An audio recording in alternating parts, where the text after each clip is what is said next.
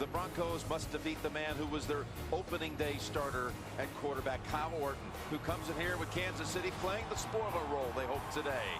And again, it'll be either Denver or Oakland out of the West as the Chargers and the Raiders are playing at the same time. A Denver loss here and an Oakland win would give the title in the West to Oakland. Hello, friends. Jim Nance, Phil Simms. So Denver, a win, and they're in. They take the division. You almost can't even make up this story. It's so good with Orton coming back here to try to defeat the Denver plans. You're right. You can't make it up. You know, a phrase or a cliche that I hate, always hearing, oh, it's all about the quarterback. Well, today it's true. It is about the quarterback. Think about the situation they're both in, the nerves. Who can settle down the fastest might show us a lot who's going to win the football game. I never thought I'd hear you say that. Yeah, I said it too. It is all about the quarterback today. Now, what a storyline it is as Denver will be kicking off with Matt Prater. The Broncos won the toss and elected to kick it away. They'll take it in the third quarter instead. Arenas is back to receive the kick. In fact, if there is a return.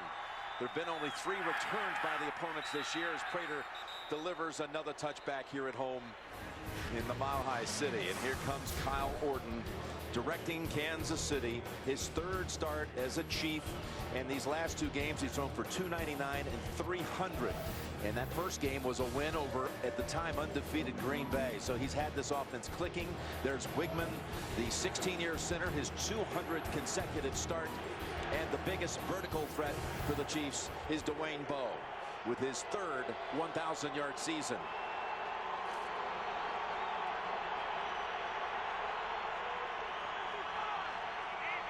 So Thomas Jones is the running back. Jackie Battle is inactive today because of a foot injury. And it's Jones. He's met a yard behind the line of scrimmage and falls forward for 2 yards, carrying Doomerville with him.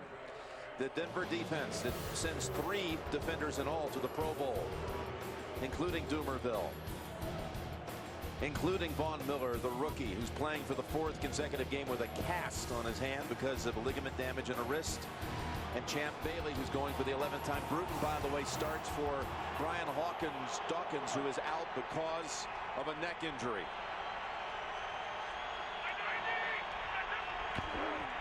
On second down and 8.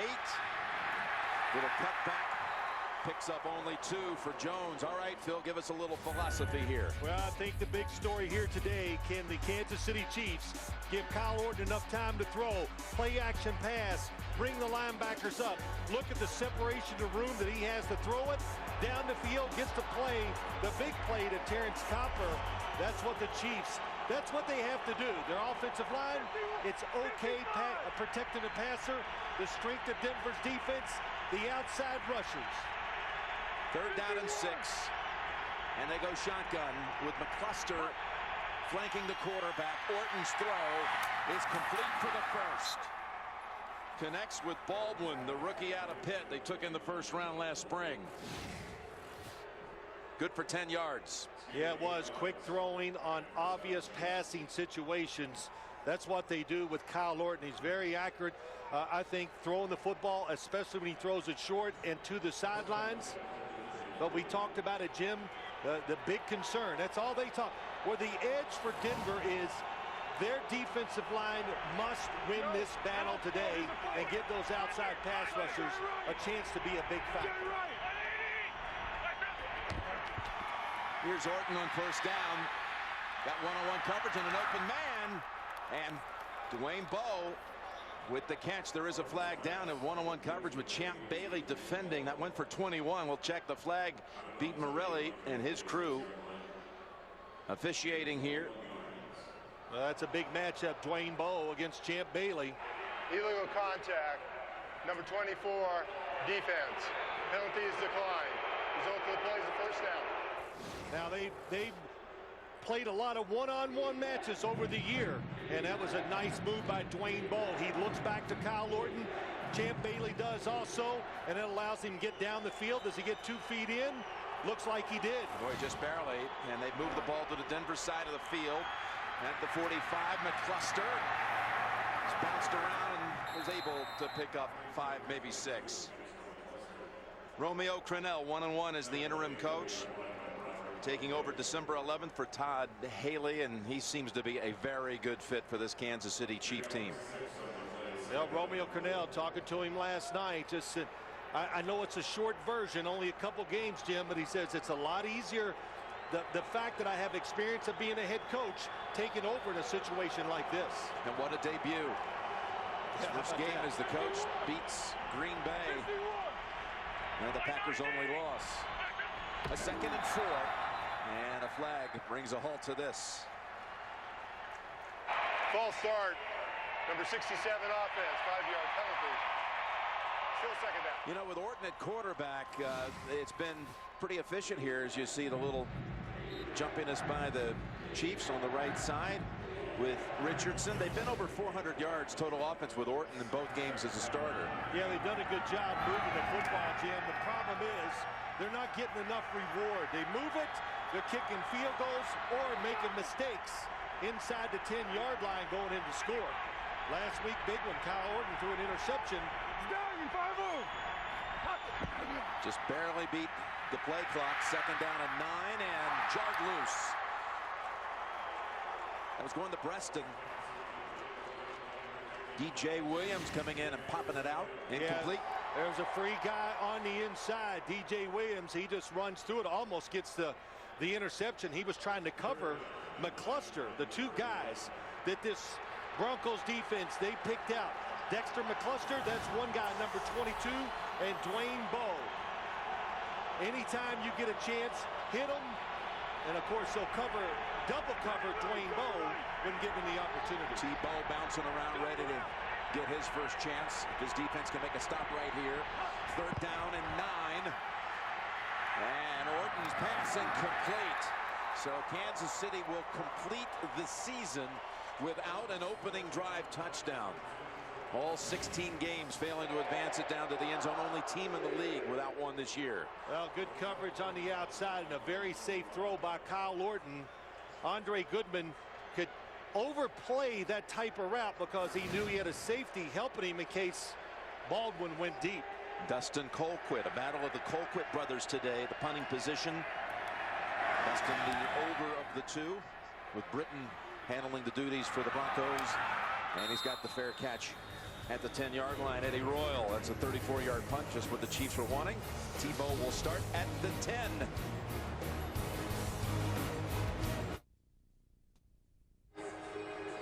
Back here in Denver, Jim Nantz and Phil Simms. And the Broncos with Tim Tebow with their first possession. And Tim telling us on Friday this was the best week of practice with the Broncos they'd had all year long. Actually, we'll call it from the 11, and they'll run it to begin things on their side with McGahee picking up a couple. It's the 2nd youngest offensive line in the NFL, second only to Seattle. The veteran, if you will, 6th-year man, Chris Cooper, who the Bronco coaching staff felt was Pro Bowl worthy this year. McGahee has his 4th 1,000-yard rushing season, and it's coming with 3 different teams now in his career. Buffalo, Baltimore, and now at Denver. The Broncos, the #1 rushing attack in the NFL. On 2nd and 8, running the option. And it is well covered up as Ball is stopped for a loss of 1. We've got an update. Back to JB and Boomer. Baltimore looking to clinch the AFC North. And the #2 seed in the AFC playoffs. What a way to start the game. Ray Rice is going to take off 70 yards. Everybody perfectly blocked. 7-0 over the young upstart Cincinnati Bengals. Jim Nantz, Phil Simms. All right, guys, and that's exactly what Ray did in a playoff game at New England. Remember that a couple years ago, went 80 yards on the first play of the game. And if Cincinnati loses that game, Tennessee would take the wild card berth. And the 6th spot on 3rd down, Tebow is stopped 2 yards short of a first by Derek Johnson. Well, very conservative play calls by the Broncos. You know, one of the things I wanted to say, Jim. As you see Greg, the former Raven, on that line. And Johnson making that tackle, his first Pro Bowl. And McGraw is out today with a high ankle injury, so Piscatelli takes over for him. Where are we going to finish there, Phil? Well, I was thinking maybe they would let Tim Tebow and the receivers get in the flow of the game early, but John Fox likes to play it close to the vest. Britton Colquitt's punt to Arenas. Got a nice block, and he's past the 40. And then triple teamed at about the 43. 51-yard punt, 12-yard return. Good starting field position for the second series for Orton and the Chiefs. The NFL on CBS is sponsored by Southwest Airlines. Find our fares online only at southwest.com. GMC, now during the GMC holiday event, trade up to the best Sierra ever and get some of the best offers of the year. And by Bud Light, the official beer sponsor of the NFL. Here we go. All right, this AFC playoff picture that had so many different possibilities at the beginning of the day, but the Jets losing to Miami, they're out. And again, Tennessee, reviewing that situation again, the Titans need both Denver and Oakland to win their home games, as well as a Baltimore victory over Cincinnati to give the Titans the 6th spot. Is that all? That's it. Okay. Of course, Cincinnati can take care of business by beating Baltimore and claim that 6th spot outright, but they're down 7 early. Scoreless at the start here, and that's Thomas Jones being run out of bounds after a gain of 6. Well, we talked to Kyle Orton last night, and kept kind of quiet this week, didn't he? And coming back here to play, and he made no bones about it. He is extremely excited, and of course the situation how he left Denver, of course he wants to play a great game today. Well, he said, you know, the fact remains, when somebody cuts you, they're telling you you're not good enough to be on the roster. He's ready for this occasion today. 2nd down and 4. Pump fake going down the field. Got an open man. It's Bo. 35-yard line and down near the 30. Well, that was just a beautiful route by Dwayne Bowe. We saw the out and up. Watch this one. The slant and go. And no, he breaks it out. Excellent footwork. Kyle Orton, I heard Champ Bailey say to people that the one thing you have to worry when you play against Kyle Orton, he is a very good back shoulder thrower of the football. So that's what you're expecting. So when Dwayne Bowe breaks out, tough to cover. That's 22 gain on that one. That's twice that Bowe has beaten Bailey. First down from the 30. Jones patient at the start of this run, and then scampers out of bounds after 4. Let's go back to JB and Boomer. Another update in New York. Detroit trying to secure the 5th seed, Boom. Back and forth they go. Matt Stafford throws his 5th touchdown pass. This one to Tony Scheffler. He's got 41 TD passes on the year. First game ever where both quarterbacks have thrown for over 400 yards and 5 touchdown passes. Talk about a shootout. Back to Jim. And all right, guys, outbound Stafford, and Flynn playing for Aaron Rodgers has 4 touchdown tosses of his own. Incomplete, as Jones had 2 Broncos all over him, and Orton had pressure to contend with. Yeah, one thing, it's the Kansas City Chiefs, they love to get Kyle Orton outside the pocket. That's how you protect your offensive line. Move the quarterback around, and when they block it up and they move Kyle Orton outside the pocket, look out. He's trying to go down the field for a score.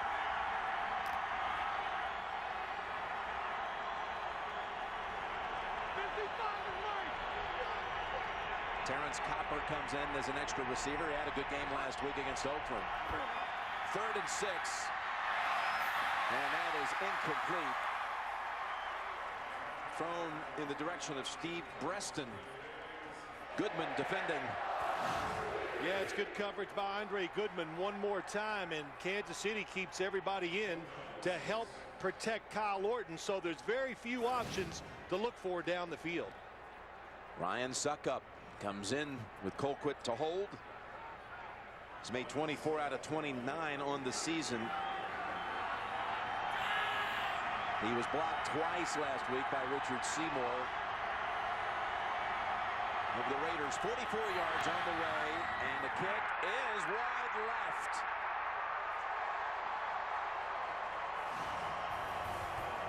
So the Broncos will take over at the 34. Scoreless first quarter at Denver.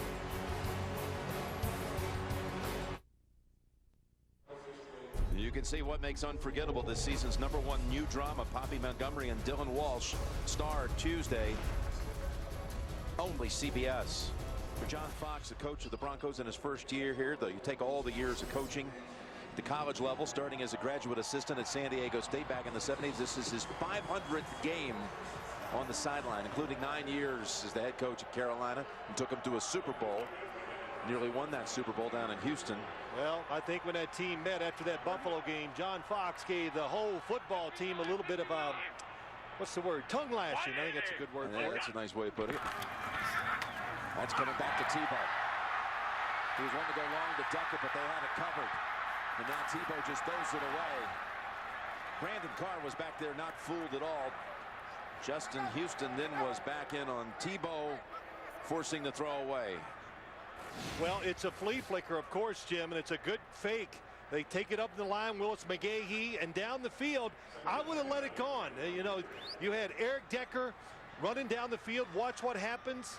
That's Brandon Carr. You got him. Look at the separation. Throw it to the sideline over the top. But early in the game, trying to be careful. Don't want to turn it over. That's all he hears all week long. Hard to pull the trigger. Second down and 10. And McGahee picks up about 6. Willis McGahee, he tweaked a hamstring 2 weeks ago against New England. And he's been kind of in and out. We've got a lineman down. It's Cooper. We talked about had a very good season. And we'll take a break here in the first quarter.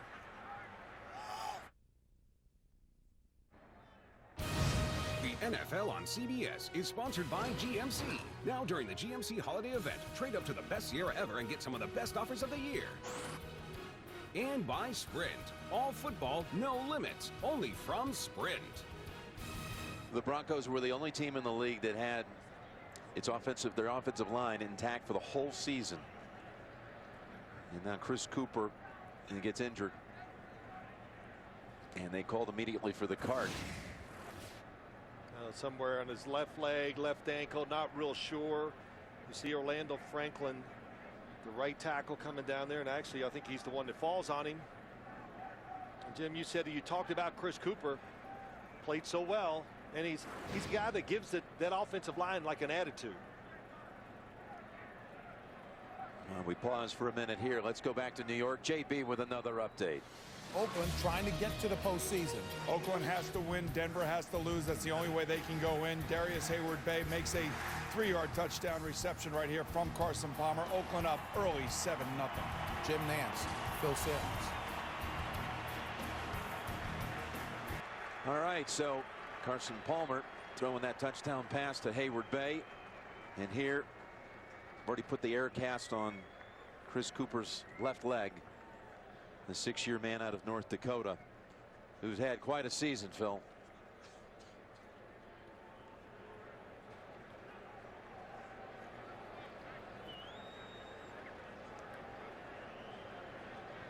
Ryan Clady, who's a really strong presence at left tackle, gets a lot of attention, rightfully so, but Cooper at right guard. Yeah, you know, I'm looking for the words to describe how they talk about him. He just had, like I said, that attitude, a toughness. There's no doubt you need at least 2 or 3 really tough guys in that offensive line, and Chris Cooper was one of them.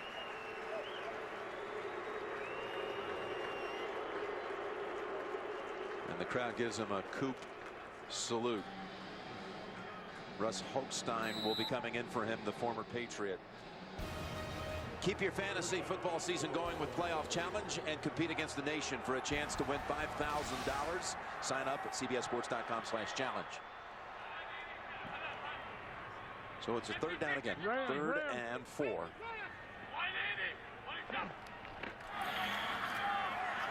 Tebow's pass intended for Eddie Royal. I think you saw Tim Tebow that time, what they were doing. They get the defense, they look at it, he makes a check, they go with the pass down the field, trying to throw a back shoulder throw to Eddie Royal, but Savvy Piscatelli, excellent coverage, nowhere to throw the football. So Britton Colquitt, who was an unsung hero in the Broncos win at Kansas City, had 4 punts down inside the 20 in that one. We'll try to do the same right here from 5 yards back. defense. 5-yard penalty remains. 4th down.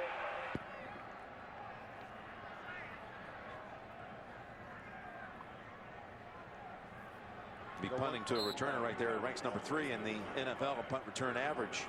Javier Arenas, who had 7 punt return touchdowns while at the University of Alabama.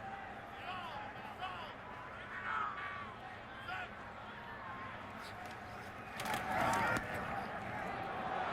he didn't catch all of this one. Hits at the 31. Oh, but what a generous rollout. All the way to the 10-yard line. 55 yards it measures. 6.5 to go, first quarter. And scoreless here at Denver.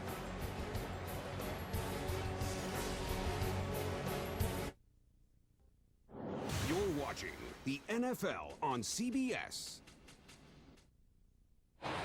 Well, when you have 2 sons on opposite sidelines, this is how Ann Colquitt shows no partiality to the 2 boys, Dustin and Britton. And the Chiefs run it here with McClain in a gain of 4. Kyle Orton, when he was here at Denver, he started 33 games. Thought he played well that first year here, and then they went out and drafted Tebow in the 1st round. Yeah, it caught him by surprise. He said nobody ever really talked to him about it. But Jim, you and I we've talked about this many times. When you're on a team and you're a quarterback, and I don't care how you play, if they draft somebody in the 1st round, that clock is ticking against you. 2nd and 6, McCluster somehow got away from all of that heavy traffic and picks up the 1st down. Stutter step move, frees him for 7. Yeah, it was a good move. This is the Dexter McCluster. They want to get the football to him as many times as they can.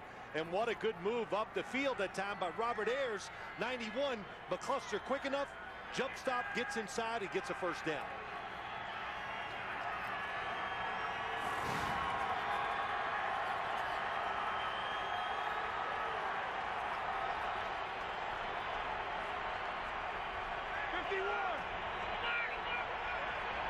Three in the backfield behind Orton. And the Broncos came rushing through there. It looked like the Chiefs didn't know who they were supposed to block. Marcus Thomas was in the backfield in a hurry. Yeah, it's just a lot of confusion here. You could see Leonard Pope pointing to the left. And I think what they wanted to do, Jim, is go down the field, but the pass protection was not there. So Kyle Orton, good job of getting rid of the football. Talking to Dennis Allen, defensive coordinator of the Denver Broncos, they want to be aggressive today. What's that mean? Man-to-man coverage and blitz. Kyle Orton. 2nd down and 10. Orton back to Bo, who somehow comes down with it. They rule it a catch at the 38, right over Champ Bailey. I thought Bailey might make a pick here. It did. He was in perfect position, but it is an unbelievable throw by Kyle Orton to the outside, and those feet are in. How about that catch? Dwayne Bowe, left, right, and then holds on to the football as he goes to the ground.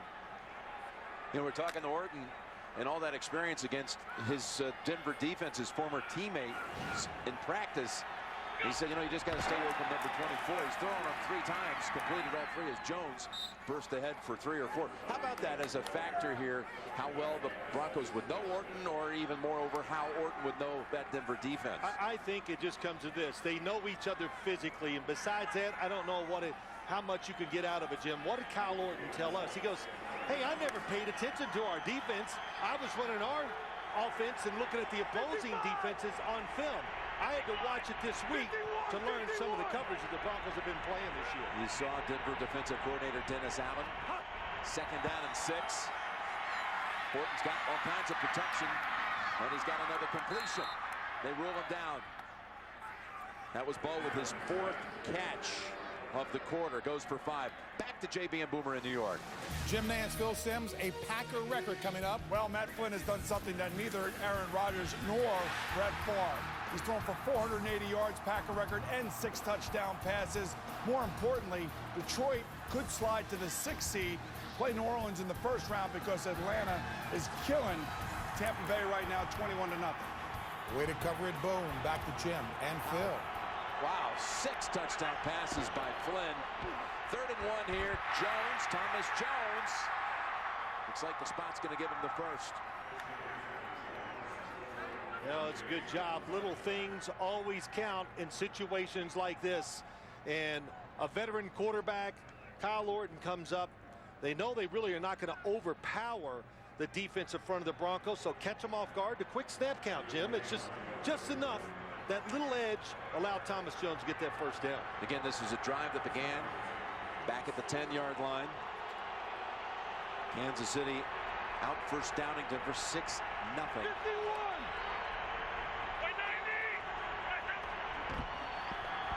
Good play action fake. Got the ball down the field and incomplete. This time Bailey reaches in, denies the completion to Baldwin. Back to New York for another update. A familiar ring. Rivers to Gates. Chargers aren't going to go away. This is 38 yards. Rivers to Gates on 3rd and 9. The extra point, 7-7. Game is tied towards the end of the first quarter. And keep in mind, Oakland can only get in by winning the AFC West title. Back to Jim and Phil. Yes, they would need to win, the Raiders would, and they would need Denver to fall here to win that West. The 2nd down and 10. McCluster showing that speed, and he's got 10.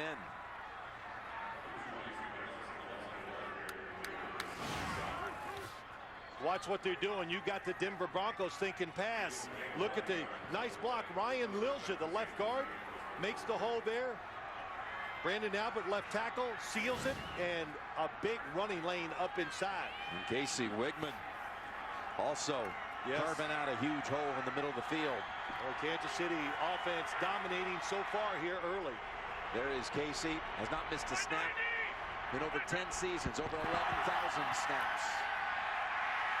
First down, Orton. He is sacked for the first time as a Chief.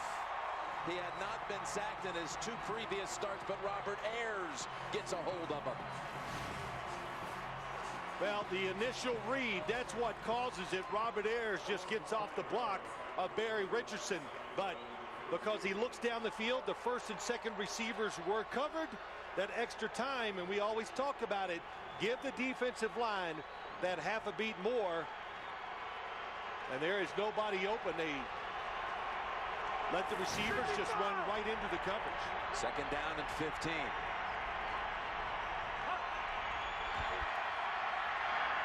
You get a lot of it back. They lost 5 on the sack, and Bo with another catch.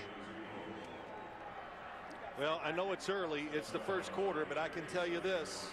That football is coming out of that hand of Kyle Orton pretty clean. Nothing but spirals, and they are right on target. You've always liked the way he throws the football. Well, there's nothing to argue with about that. I think every year he stayed in the NFL. He said it last night. I am getting better physically, and what he means by that, when he sees something, he can be accurate and throw the football exactly where he wants it to go. The veteran with 68 prior starts, 34 and 34 record. Chicago, Denver, and Kansas City. Hands it to McCluster on 3rd down. He's got the first, and he's down to the 22-yard line. Ryan Lilja again helped open a hole for 16. Well, you got to give a lot of credit to Bill Muir. This is their favorite draw play. It's a little sprint draw. He's going to run out. Look at that. They read the outside in, and that was awesome. They got Jason Hunter to come up the field. See number 90? Now you don't have to block him. Go down the field and block somebody else. And McCluster, we talked about him. McCluster, Dwayne Bowe, those are the 2 dynamic guys. Can you get the football to them enough in this game? Another first down. Here it is, McCluster. No one's touched him yet at the 10, at the 5. McCluster's in for the touchdown. That looked almost exactly like a play that we saw last week when C.J. Spiller. Look at the blocking up front. Everybody stays to their guy. Nobody gets off, has backside containment, and McCluster. Excellent cutback and the speed to get it done. Anthony Beck. Good block on Von Miller. Well, what a series for Kyle Orton, Dwayne Bowe, and McCluster. They drive 90 yards. It's only the 5th rush touchdown of the season for the Chiefs, lowest in the league, and that's the first rushing touchdown of the year for the second-year man out of Ole Miss. In fact, it's his first ever rush touchdown now in his second season. Again, you know, Jim, again, give the credit to the Chiefs. They have gotten the football to their playmakers. Not always easy to do. Comes with 11 seconds to go in the first quarter. Second's extra point is good. And we know about Denver's doldrums in the second quarter. Well, they look a lot more dynamic, this team at Kansas City, with Kyle Orton at quarterback. Well, it's just so many things I think have opened up over the last 6 weeks because he's in there. When the opportunity is there to make a play from the quarterback position, Kyle Orton is getting it done. And again, one more time, just a cutback. And those cutbacks happen for a lot of reasons. But you got to give the offensive line a lot of credit. They're able to hit the defenders, and the defenders can't get off the blocks fast enough to get those cutback runs. Well, Kyle Orton had told us he had hoped they could establish the run enough to get Denver into single safety coverage. And he's hooked up 5 times with Bo, as you mentioned. Such a big part of that first quarter dominance by the Kansas City offense, and that opened up McCluster for a run like that. Matt Castle was, of course, the starter the first 9 weeks of the season. There's Matt, on injured reserve with a hand injury. And he's been, we've been noticing on the sideline, spending a lot of time with Orton, lending a helping hand. And then it was Tyler Palco before they gave the job to Orton. Romeo, one of his first decisions as Willis does not run it out. One of the first things Romeo decided to do was, I'm going to establish this quarterback thing right now. He learned from the Cleveland Brown experience. When you're talking about 2 quarterbacks, it's a distraction to the team. So he is named head coach. He said Kyle Orton or Ricky Stanzi will be my quarterback. He wasn't sure if Kyle Orton was going to be healthy enough, but he found out in practice he was ready to go, and Kyle Orton is the man. All right, so the Broncos, who had the 7-0 lead in the last 2 games against New England and Buffalo, only to get trounced in the end, now find themselves down 7-zip 0 as McGahee is stuffed after a run of about a yard. That'll close out the quarter. After 1, Kansas City 7, Denver nothing.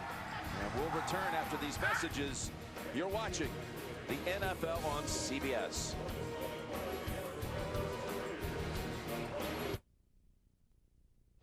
It was a one-sided first quarter. 9 first downs for the Chiefs, none for the Broncos. That 90-yard touchdown drive finished off by McCluster from 21 yards out. And we start the second quarter. Jim Nantz and Phil Simms here in Denver, with the Broncos facing a 2nd down and 8. Well, we talked about it, Jim. You got to get your quarterback into the game. Either let him run it a couple times, but give him some easy throws to get his confidence going. Pivots, looking, being chased by Ali, and completes the throw. That's Larson with the catch. I really thought, just look what they do. They had very good success. A little counter option look. The first time they played a few weeks ago, the Denver Broncos, they ran the football 55 times, and they ran every kind of option you can run. They had the speed option, the 3-man option, the give and go. They did Eddie Royal coming in motion, handing the ball to him on receiver sweeps. 3rd and 1. And a flag first, as you saw Larson limp to the bench. He got chopped on that tackle. False start, number 68 offense. 5-yard penalty, remains 3rd down. You go from a quarterback keep with all that power and that surge that Tebow can give you to now you have to bring in all kinds of different options. Well, and I thought the Kansas City Chiefs, I was anxious to see some of their changes from the first game a few weeks ago. Today, they're putting more people at the line of scrimmage, and they're not trying to, they're trying to shoot the gaps. In other words, be more aggressive up front and make the Denver offensive linemen have to think about who they're blocking. And if you make an offensive player think, you make him slow, that's when you take advantage of him. Broncos trying to get their first down. 3rd and 6. Tebow cradles it and cuts for the first. Runs it for 7. Well, they have it squeezed from the outside in. Watch Tim Tebow going to the left. That is just a good block on the outside that allows him to get out there. And then watch Tim Tebow. You know he's a veteran runner switching hands with the football. But the block down the field, that time Travis Daniels was over the tight end and got pushed down inside. Tim Tebow goes out. It's 1st and 10 at the 32. Again, Russ Holstein at right guard in for Cooper, who will not return. It's McGahee running to that right side. And he falls right over one Chief player, runs right behind Holstein. Piscatelli was the one who had hold of him. And as we ring in the new year, we celebrate another hit season. And thank all of you for making CBS America's most watched network. You know, Jim, that last play, that's what won the game, really, when it's all said and done for Denver when they played Kansas City. They just mushed it. They handed it off in the offensive line. You couldn't tell where the runner was, but every time you looked up, it was a 5-yard gain. Yeah, they ran for 244 on the Chiefs. Oh, look at this move. That's McGahee, who's hit high, who's able to break free from Derek Johnson. He's got another first down in the gain of 11. Yeah, it's really good job. Russ Holstein, the right guard, along with Orlando Franklin. Look how they push everybody down. And, again, the tight end, Eric Fells. And the wide receivers on this football team, they are tremendous blockers. And Eric Decker, he's the best. Boy, Piscatelli had a hand in there inside the face guard. Was able to fight off and make the stop after a gain of 11. First time now in Kansas City territory. And another big run by McGahee down to the 35, and that picks up 14. This time going behind Orlando Franklin. Yeah, this is the one you got to always prepare for, the old give and go. And it's a read. And again, it's good blocking inside. Holstein gets a nice block. Orlando Franklin, the right tackle. 2 successive plays. His block gives them the extra yards. New set of downs at the 35. It's Ball, who carried it 30 times against the Chiefs in the first matchup. He is brought down for a loss. Doubled up there by Javon Belcher and Justin Houston. Well, when you watch the Broncos play, that's the triple option that time. Now they do a counter option throw, which worked. The triple option lost yards. And this one here, just good blocking up front. Zane Beatles, the left guard. What a good job pulling around and helping Tebow get a few more yards. Ball was set back for a 3-yard loss. 2nd down and 13. Keep it, keep it, keep it. Fake to him. Tebow with time. Has a completion to Thomas. Demaryius Thomas. And the Broncos continue the drive. This one good for 17. Yeah, you know, Jim, one thing you're going to get when you play, you're going to get single coverage outside. Now you look down the field, it's open. Throw the in cut, but he waits. And then what a nice adjustment by Thomas. He comes down, there's the cut across. Doesn't like it, he sees Tim Tebow move. What a quick move by Demaryius Thomas to break it back outside. Thomas over 400 yards in the month of December, actually tied Calvin Johnson for most receiving yards in the month, including 2 over 100. McGahee short side, and he is thrown down by Amon Gordon. Just a 1-yard run. Now we hear from the Bronco bench that Spencer Larson, remember, he caught the pass and then got chop tackled. It's a knee injury, and it is not expected to return. One thing we can expect from Kansas City today, talking to Romeo Crennel, is man-to-man coverage outside. They want to make Tim Tebow make accurate throws down the field. Try not to give him any easy, no easy completions. It's the 10th play of the drive coming up. And it's McGahee plowing ahead for about 4. So Spencer Larson, the starting fullback, is out for the game now. Larson was on the receiving end of Tebow's first ever touchdown pass in a game against Kansas City last year. A little fake inside. Tebow, you think he's going to run it, and he throws a pass to the outside. But this is the pace, the style of game that John Fox wants. And I think that we knew that. All he talked about is let's don't turn it over and get back to what gave us a chance to win. Lance ball. Wide to the left. Eddie Royal coming over.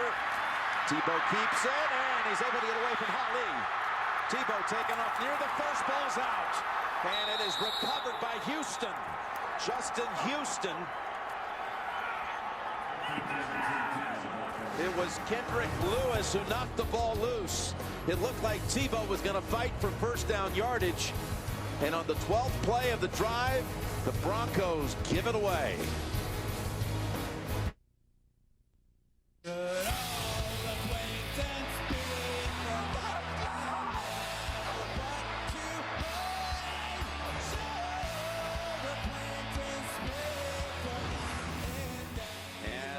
Chiefs off the takeaway, handed off to Thomas Jones for 2 yards. That's the 8th turnover committed by the Broncos in the last now 2 games and 1 quarter. Kendrick Lewis watching number 23 back, the safety. How quick is this reaction? Look at how fast he closes on Tim Tebow. Tom Bahali lets him get outside and aggressive. There comes the fumble. What a job. Knocked it out. It's a 2nd down and 8. The Broncos had kept the football for over 6.5 minutes before coughing it up. Orton has a man underneath wide open. It's McCluster. And he's got a first down and plenty more out to the 36, gain of 19. How about Chargers-Raiders, JB? Chargers doing their part to knock Oakland out. And after a pass interference call puts the ball on the 1-yard line, in goes Mike Tolbert. They take a 14-7 lead. Remember, if the Raiders lose, Denver automatically wins the AFC West no matter what they do. Back to Jim Nance and Phil Simms. Yeah, can you imagine that? You lose your last 3 games and you still would win it off of a series of tiebreakers as Jones has another 2 yards gained. If that ended up that way, San Diego won that game and Kansas City wins here, that AFC West would have 3 teams at 8-8, and then you'd have the Chiefs at 7-9. I know one thing as you watch it, Jim, we've done, this is our 3rd game in a row, watching this Denver Broncos defense and the pass rush. You know, that's what saves a lot of defenses. They are not pressuring Cal Orton enough. They didn't put enough pressure on Fitzpatrick last week or Tom Brady 2 weeks ago. A 2nd down and 8. McCluster having a big game here, and he zigs and zags for about 5. And Kansas City is really mixing up the plays very well. Shotgun, a little run, and McCluster, we've said a lot about him already, but there's a lot of wiggle in this guy, and he can get those little extra yards. Not going to break a lot of tackles because he's not big, but he can go full speed while he's making a sideways move and then realign himself and go forward. Kansas City over 90 yards on the ground already, and over 90 through the air. 3rd and 3, and incomplete, no flag. Goodman on the coverage of Jonathan Baldwin. Force the punt. Yeah, they do the same thing. This Denver defense can play pretty good man-to-man, and oh, that's just a mix-up. Baldwin comes in and is looking for, he's going to stop and throw it right to me. Kyle Orton is expecting for him to keep going across the field. Orton talking to Jim Zorn, the Seattle Seahawk legend and former coach of the Redskins. Dustin Colquitt's punt demands a fair catch by Royal at the 13.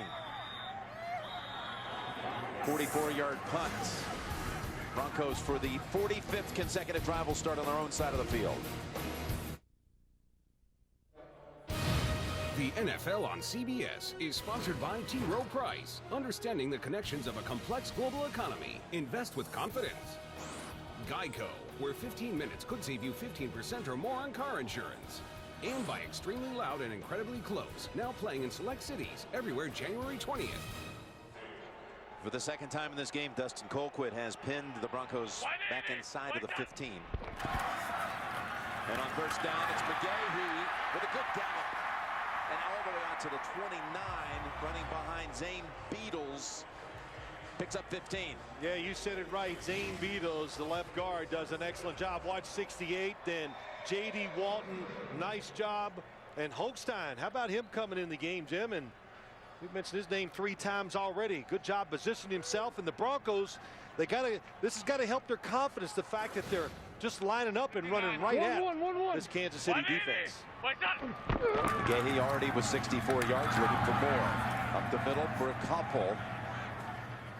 And tonight on 60 Minutes, an investigation into the SAT cheating scandal and Lara Logan's skyscraping report on a climber who doesn't use ropes. That's 60 Minutes tonight only, CBS. Now, the game at Arrowhead, Tebow handed the ball off 46 times, ran it himself another 8 times, threw 8 passes, and completed only 2. One of them was for a touchdown of 56 yards. They won the game with 2 completions. Out there. He's got 2 completions in this one. And now looking for an option. Incomplete. Couldn't ask for more time. That was thrown to Thomas. Yeah, he could, the protection is great, Jim, because they got 8 guys helping protect. What they're trying to do is go deep. So they run the ball well. They're looking for big plays down the field, and the coverage outside by these corners was awesome. Watch it on one side. Brandon Flowers, there it is. Even when Tebow is waiting to scramble, they're all over it. And on the other side, Brandon Carr against Eric Decker, a double move, was waiting on it. What game? 3rd and 8. Inside of 5 minutes to go first half. Ball was caught by Decker, but he stepped down, I believe, about a yard short of a first. That's a good thing he threw it quick. That time there was a blitz coming from the top of the screen. Tim Tebow did not see it, but he was focused on Decker, did make a nice throw. We talked with Decker this week and how it's difficult for these receivers to get into a flow of a game. Yes, you know, I compared it to you and I talked about it. It's like saying to a shooting guard, well, don't shoot, but in the 4th quarter, we want you to hit the shot when it counts. So hard for these wide receivers to get a feel for the game because of the so few throws, and a lot of times not a success throwing. Britton Colquitt. He's got a beauty here. Down to Arenas inside the 10. Willis trying to get the angle on him. And Arenas squirms to the 19-yard line after a 55-yard punt. Still 7-0 Kansas City. Happy New Year from The Late Show. Monday, Dave's got Robert Downey Jr. From the girl with the dragon tattoo, Rooney Mara, and Matt Damon as you've never heard him before. Back here in Denver, where the Broncos are trying to win to take the AFC West. They also would win the division if Oakland loses to San Diego. McCluster, no running alley this time. Held to just a yard by Marcus Thomas and DJ Williams, but he's had quite an afternoon so far. Yeah, he really has. It's more than anything, Jim, it's the timing of the calls. They're catching the Broncos defense off guard with some of the runs. Now that one, just a nice cutback and a talented runner with speed to make it happen. 2nd down and 9. And McCluster, he has that career-high rushing total, but now he's going to be backed up by about 6 or 7 yards as Marcus Thomas makes a play for the 2nd straight down. Marcus Thomas, number 79, he comes in unblocked. So the threat of the blitz, the timing was perfect by the defense. So the assignments were confusing for the offensive line. That's why Thomas was unblocked.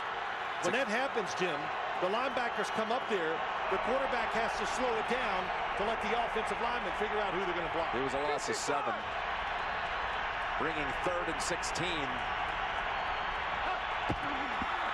Staying on the ground. And Thomas Jones gets the 7 yards back, but it'll be 4th and 9. And a 3-and-out for Orton and company. Well, that's good game management by Kansas City, not taking a chance, understanding their own football team, and not feeding into momentum or the crowd noise here. So it's Eddie Royal, who has 1 return for a touchdown this year at Oakland, 85 yards. Dustin Colquitt, who is #1 in Kansas City history in career gross and net average. He's a lefty. His brother Britton for the Broncos is a righty. And his father Craig won 2 Super Bowl rings for the Pittsburgh Steelers back in his day. Jeremy Horn and some of the Chiefs are down there. They say, wait a minute. They say Denver touched it. But the officials say, no, they didn't. That's a 60-yard boot. So the Denver defense, led by Marcus Thomas on that big drop for a loss, forced the ball back to the Bronco offense. The NFL on CBS is sponsored by Dodge Grand Caravan, the right tool for the job. And by Bose, the official home audio sponsor of the NFL. It's a 7-0 game here in Denver with the Chiefs on top. Now make it 46 consecutive drives beginning in your own territory. It says a lot, too, about not forcing any turnovers here in recent weeks. Although the defense did make a stand a moment ago. They actually say the ball was touched at the 26, so it was brought back 5 yards, 55-yard punt. And McGahee got past the first wave and then is brought down by Belcher as we come to the 2-minute warning. That's a 7-yard rush. You're watching the NFL on CBS. Coming out of the 2-minute warning, and a reminder coming up, the Sprint halftime report. JB, Dan, Shannon, Boomer, Coach Cowher, all the scores and highlights as the studio's been cranking out all those great updates today on this very busy and important day, week 17 of the NFL. So fewest points scored in the last 2 minutes of the first half, and allowing the most in the last 2 minutes, 60-10. Now let's see if they can change the tide on that. They've got a first down as McGahee keeps driving the feet all the way out to the 45. He's had quite a first half here. 12 yards picked up by McGahee. Broke the tackle of Kelly Gregg. Yeah, it's good blocking inside. Zane Beadles pulls up in there, but really it's Willis McGahee. He just dodges Kelly Gregg and makes him completely miss the tackle.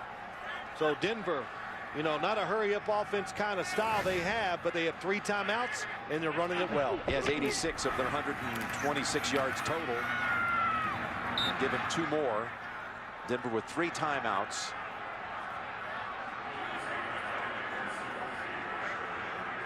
Second down and 9. Well, there's no use worrying. Time is really, in my estimation, remember what this offense is. So don't expect it to say, oh, we're going to just spread it out and throw it all over the place. They have to be careful. They're only down 7-0. Don't force it. And they're going to run it with Tebow up the middle. And he crashes to the Kansas City 49, picks up 4. Timeout called by Denver. It's first with 54 seconds.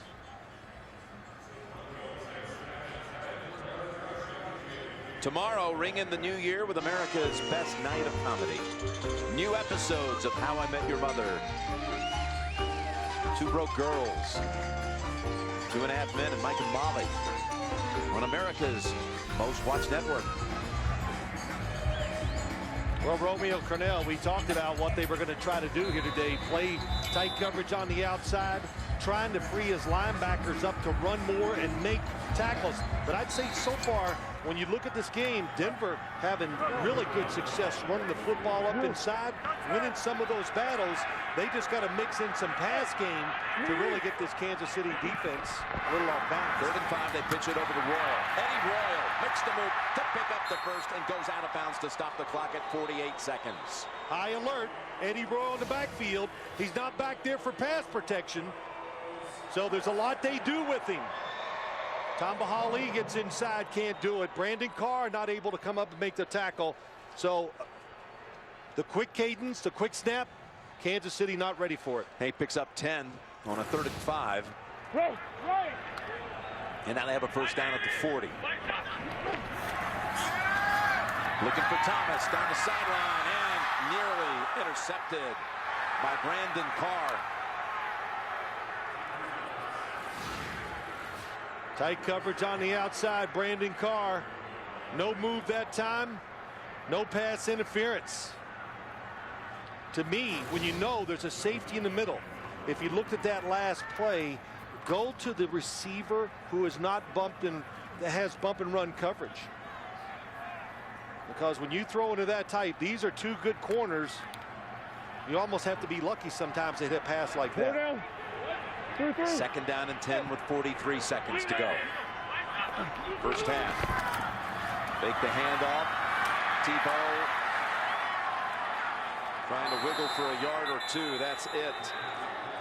And now a second timeout by the Broncos. Well, I know one thing. When you look at it, you can see it's going to be a blitz. So if you're Tim Tebow, maybe next year, you go, well, this run's not going to be great, because when he tries to break outside, there's an extra defender there. Javier Arenas is there. They block them all, but the outside free defender makes the tackle.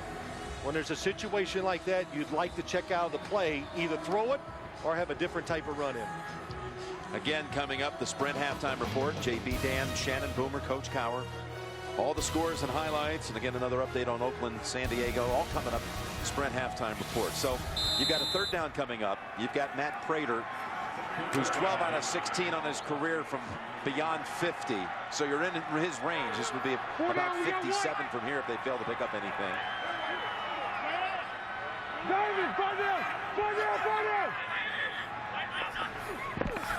Broncos from the gun. That's wide of the mark. Intended for Demaryius Thomas. So had him open, just the throw got away from him a little bit. They're not going to go for the field goal here. They bring out Colquitt. Well, they're not doing it, Jim, because they're afraid if they miss it, it would give the Kansas City Chiefs time, because this is not a tough field goal for Prater. I watched him kick it from 63 easily during warmups. You know, you run the risk if you miss. Kansas City would take over from the 46 and still have time to put something on the board. So instead, Colquitt's punt. That's an unlucky bounce. Britton Colquitt. Fans aren't happy here. Just a net of 19 yards on the punt. 22 seconds to go in the half. Well, you know, I'll say that first off, Kansas City's just going to run out the first half. You've watched this team play under Tim Tebow. You've watched John Fox manage the games. There's nothing that he did there that's surprising. In fact, I agree with what he did. Don't take the chance. We said it from the beginning when Denver got the ball. It's 7-0. Play it safe. Make your adjustments at halftime and see if you can come out and find a way to make a few big plays. Well, they come out with Orton in the shotgun.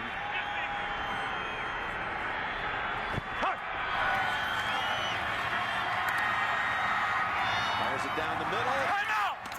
Has a completion and a timeout at the 38. Caught by Dwayne Bowe. Well, you talk about being aggressive. I am surprised about this. I thought they would kneel on the football. One thing, number 15, Breasting going down the middle was interesting, but Kyle Orton looks at the end cut, the safer throw, and puts it right on the target. We said it early, Kyle Orton's throwing it very well. That's a small window, and he put it right in there. Man, look at this, another perfect spiral from Kyle Orton. Jim, you even turned to me and says, boy, I don't know. You could say a lot of things about Kyle Orton, but it's pretty when he throws it. Yeah, he spins it pretty good. Dwayne Bowe at the end of this was slow to get up, and he's still being assisted to the sideline. Looked like he fell on the football when we showed the replay there.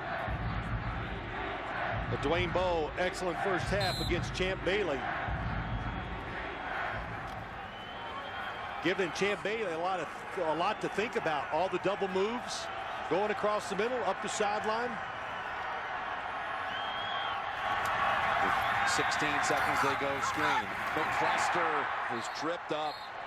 DJ Williams comes up, makes the play. That's a big one. Not to give them any kind of big gainer here to possibly have a field goal attempt by Suckup before halftime. Timeout Chiefs with 11 seconds. That was a 3-yard loss. I think it comes back. You know, we talked about this, just this decision to throw the football here at the end of the first half. You know, Romeo Crennel talked about that too. It's just, hey, you judge what goes on in the game. You get a feel for what your team can do and what you should do. And So I guess he felt like being aggressive in that situation. That's why they're trying to take advantage of this last possession. Romeo in his 30th year in the NFL. He's been part of 6 teams that went to a Super Bowl, including on the winning side of it 5 times. Former head coach at Cleveland. Second down 13, but the main thing 11 seconds. Knocked down by Bruton, David Bruton, who again stepped in for the inactive Brian Dawkins. If Kyle Lorton would have had just a little better protection, Jim, he is going to hit this route. It's the push by the defensive lineman. And you see there in his face, he couldn't follow through that time. The football hung in the air just enough where Bruton could knock it down. Copper was the intended target. Bruton makes the play that denies the field goal try. That would have been a long one, but one that Suckup could have attempted. Now, final play of the half. Screen pass McCluster, who slips and falls at the 45. We got a 7-0 halftime score here in Denver. The Chiefs leading it on the McCluster 21-yard first quarter touchdown sprint. And we'll be back with the Sprint halftime report after this message and a word from your local station, and you're watching the NFL on CBS. I'm James Brown in New York. Coming up on the Sprint halftime report, scores and highlights, including a big comeback win for New England to claim the AFC top seed. Sprint halftime report is next. Start your new year off with America's most watched network. We're back. Are you with us? All new episodes, all new surprises. Only CBS. CBS Sports presents the Sprint Halftime Report. All football, no limits, only from Sprint. And welcome back to our New York studios and the Sprint halftime report. I'm James Brown in Studio 43 alongside of my guys, Dan, Coach Shannon, and Boomer. Let's get you caught up on the picture around the NFL. Dexter McCluster, JB, starts to his left, comes all the way back to the right. His first NFL rushing touchdown, 21 yards, 7-0 Chiefs. And the San Diego Chargers, Mike Tolbert, he goes across here. They lead 21-13, trying to kill the hopes of the Oakland Raiders. Bengals, you win, you're in. Look like you're a little bit over your head right now. Joe Flacco, pretty good. 9 of 12, 101 yard, 1 TD pass right there with 20 seconds left to go in the second quarter. Typical Pittsburgh-Cleveland game. Not a lot of scoring. Ben Roethlisberger sacked here by Jabal Sherb. It's 3 field goals. It's 6-3 at the half. Cleveland leading. All right, the New England Patriots clinch home field advantage in the AFC with this win right here. Tom Brady on the day, 25 of 35, 338, and 3 touchdowns. All right, Mark Sanchez was 21 for 32, 207 yards, 2 touchdowns, but 3 interceptions. This one to Marvin Mitchell that eliminates the New York Jets from the playoffs. And after the game, Jason Taylor, one of the great all-time Dolphins, gets carried off the field. Well deserved. Houston got out to an early lead, but Matt Hasselbeck kept the Tennessee Titans' slim playoff hopes alive late in the ball game. 23 yards, Nate Washington, 23-22, Titans over Texans. Jacksonville, Blaine Gabbert, touchdown pass. They win. Indy loses, but they win the first pick of the draft. Let the Peyton Manning debate begin. And all right, the debate. 49ers clinched the second seed in the NFC playoffs in a bye next week with a win over the Rams. They did just that. Alex Smith right there to Michael Crabtree. They go on to win 34-27. Oh, man, and the Saints tough in the dome. Drew Brees threw for 389, 5 touchdowns. New Orleans offense had 617 total yards as they beat up on Carolina. And will be the third seed. Matthew Stafford threw for 520 yards, 5 touchdowns. But he was upstaged by Matt Flynn, who threw for a Packers record 480 yards and 6 touchdowns. Wow. And he's a free agent. And Matt Ryan, he throws this up to Julio Jones, who comes up with it, goes in for a 48-yard touchdown. In Tampa, they packed it up. They're ready to go back home. They packed it up about 6 weeks ago. 42-6.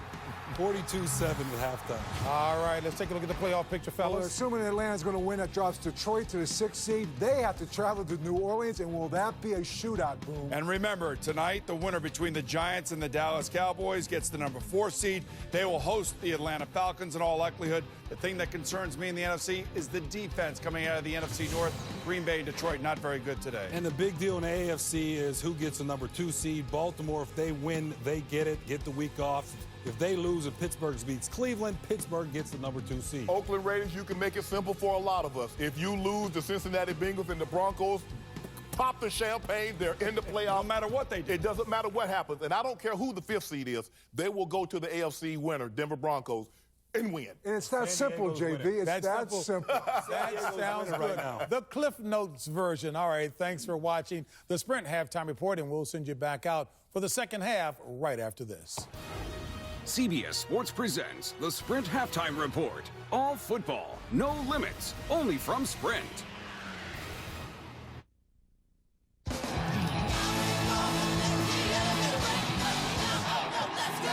They are one-of-a-kind performances, only seen on the Grammys.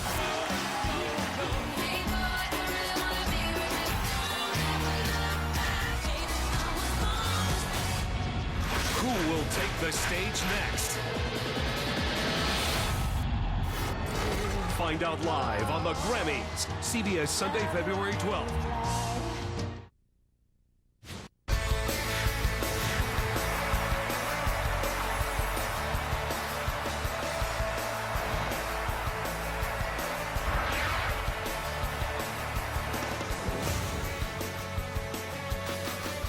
Seven 7-0 Kansas City as we are about to begin the third quarter with the football coming to Denver. Let's take a look at the droid razor play presented by Motorola. The one drive the Broncos had going inside the 20. Tebow fumbled. Lewis stripped it. Houston fell on it. And that was it. That's the only time that the Broncos really threatened in that first half. And, you know, what do you make of the way this game's been played so far? Well, the Broncos go in at halftime and go, wow, we're only down 7-0. That's the good news. And for the Kansas City Chiefs, everything they've kind of wanted to do, they have done. They did get beat on the running game a little, but they've stopped the pass. They've protected Kyle Orton, and they've got the football to their two most important offensive players, Dwayne Bowe and Dexter McCluster. So, you know, Jim, you know, you say it. Kansas City plays almost perfect on both sides of the ball, and they only have a 7-0 lead. Orton was 10 out of 18 in that first half, 128 yards.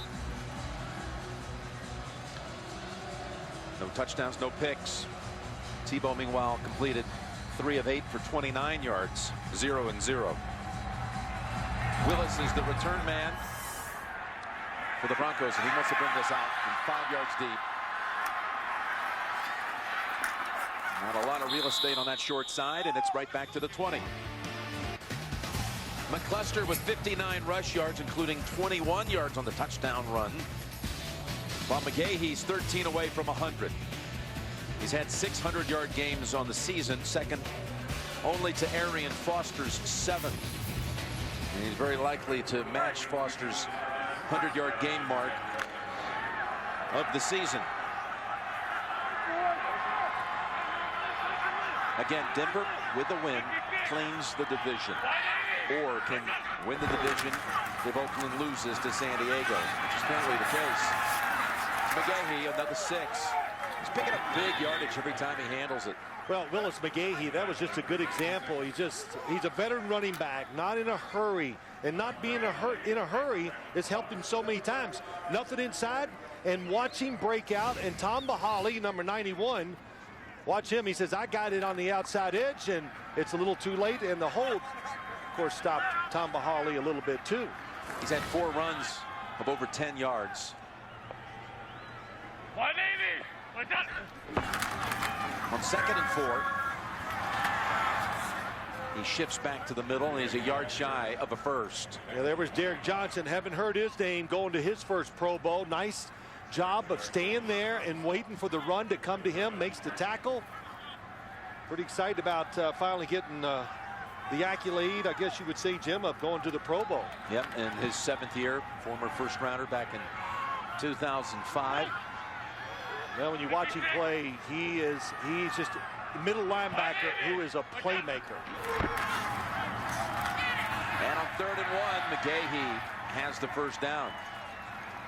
These two teams met on the last game of the regular season 2 years ago. You're talking about Derek Johnson. And he had 2 interceptions in that game and ran them both back for touchdowns. Who's that quarterback? And the oddity of that is that the 2 picks came at the expense of Kyle Orton, the Denver quarterback that day. I said, did you let Kyle know that once y'all picked him up? Oh, yes, went right there. But, of course, he admires him. Watched Kyle Orton play a couple weeks and goes against him in practice. 3-4. Knows he gives them a good chance to win. Yeah.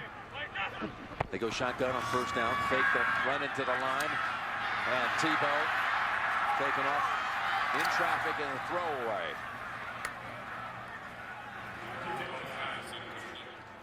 Well, let's be the quarterback here this time, Jim. You're Tim Tebow. Here goes the play as it starts. They're going to do the play action fake. This has been their best pass the last few weeks. They're looking for this spot on the inside. It's covered. And as Tebow scrambles, watch the defenders all run with the wide receivers. You work on this all week. Kansas City Chiefs executed very well against Tebow that time. Tebow telling us he believes he's better, he's more comfortable, more fundamentally sound since that first matchup against Kansas City about a month and a half ago. Second down and 10, Lance Ball. And a good second effort, too, to gain 7. Lance Ball, a former high school teammate of Tamba Hali back in Teaneck, New Jersey. Yep, Tamba Hali was an offensive tackle as Lance Ball was running the football. And, and, of course, doing well enough to get a scholarship and go down and help Maryland, Boomer Esiason's old school. Ali was his right tackle. Of course, played on the other side as well, as did Lance Ball, who also played linebacker. Third down and 3, and the Broncos have the first down. The connection with Daniel Fells. And Denver moving it here in the first series of the second half. Yeah, I know how they want to play, Jim. They want to be conservative, all that, but it's covered in the flat. Good job by Tim Tebow finding the second receiver, the tight end Fells, and I just think they need to loosen up. Let Tim Tebow get more into the flow of the game, throwing the football.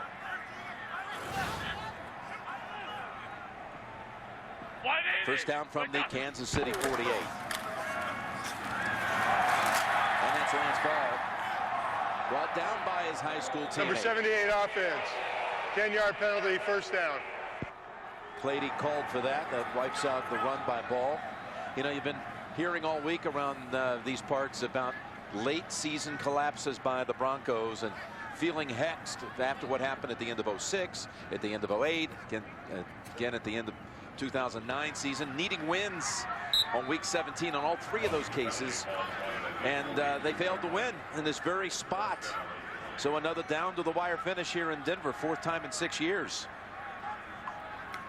I remember those games pretty well. You know, they win it, go to the playoffs, don't get it done. Haven't been to the playoffs since 05. Trying to qualify today. First down and 20. Little play action. Just in time, gets it away, but he is walloped on the throw. Thrown in the area of Demaryius Thomas. He is hit by Justin Houston. Well, I think this time, Jim, as you talk about this play, it's a play action pass. Watch the in cut. They're trying to do, again, go for the big play down the field. On the outside, that's Savvy Piscatelli. Good coverage. Here's the in cut. Tim Tebow sees it and is going to throw the football in there, but the pressure and the hit makes it go off target. But at least that time, he anticipated it and decided, okay, it's worth the risk, and he threw it down the field. Second down and 20. And that run is good for only 2 yards for McGahee. You know, the one thing I notice as I watch it, and we talk about Tim Tebow, is that he's got to learn what is open in the NFL. And I know John Fox, Jim, you heard it. That's all he talked about. Let's don't turn it over. Let's don't turn it over. But in this league, sooner or later, you got to make plays too. That run was not well received. Not well received around here, but it gave McGahee 100 yards on the game. 3rd rusher of the year to top 100, to reach 100 against Kansas City. Fred Jackson, Sean Green, the other 2. 3rd and 18, and it's a sack. Alan Bailey, the rookie from Miami, ends that series that was promising until the holding call on Clady. Well, yeah, 3rd and 18, not much they can do, and it's another blitz coming from the outside, and Tim Tebow had no resources but to step up to avoid the pressure, and Bailey, nice job getting the sack. You're going to call that lost 3. And Britton Colquitt. See if he can pin Kansas City back deep again.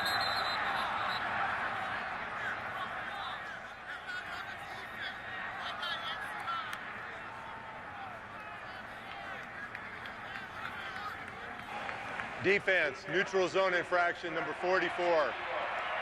5-yard penalty remains, 4th down. Britton Colquitt has, coming into the week, as many 50-yard plus punts, tied, in fact, with Shane Leckler and Andy Lee, both of whom are going to the Pro Bowl. So Britton's had a very good year. As I mentioned, he was an unsung hero in the win in Kansas City, playing that field position game. Ball is fumbled. Ball is fumbled and recovered by Willis. And the Broncos will take over at the 20. Javier Arenas couldn't handle it. And you know what happened? He had so far to run to get in position. And then at the last second, there's the fair catch signal. And the fact that he came from the middle of the field, almost to the sideline, Jim. Remember the last one, he wanted to get there because the last time he let it bounce and Denver picked up 20-some yards. Well, this is what Denver's been wanting. They're going to finally start a drive on the opponent's side of the field. First drive in 48 drives. Plus, it's been a long time since they got a takeaway. They had not had one the last 2 weeks when they were thumped by the Patriots and the Bills. Now they have one from the Kansas City 20. And that's McGahee, who looked like for certain would lose a yard or two. Instead, picks up 5. Yeah, what a job by Willis McGahee. We just talked about it, Jim. Look at the penetration by the defense of the Kansas City Chiefs. Glenn Dorsey, Kelly Gregg, both in the backfield. But McGahee waits, sees a little opening, and picks up 5 yards. McGahee telling us a couple of weeks ago, he feels like I'm more open to run it here, feeling like a rebirth of his career, as he is met right away by Dorsey for no gain.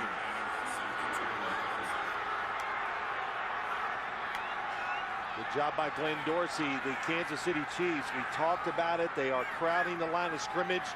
They're trying to get in between the blockers more this game than he did last time.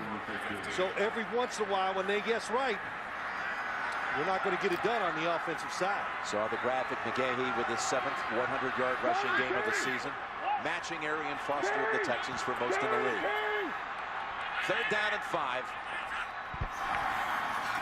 Holly coming in on Tebow and able to get away. Now reversing field and throwing incomplete.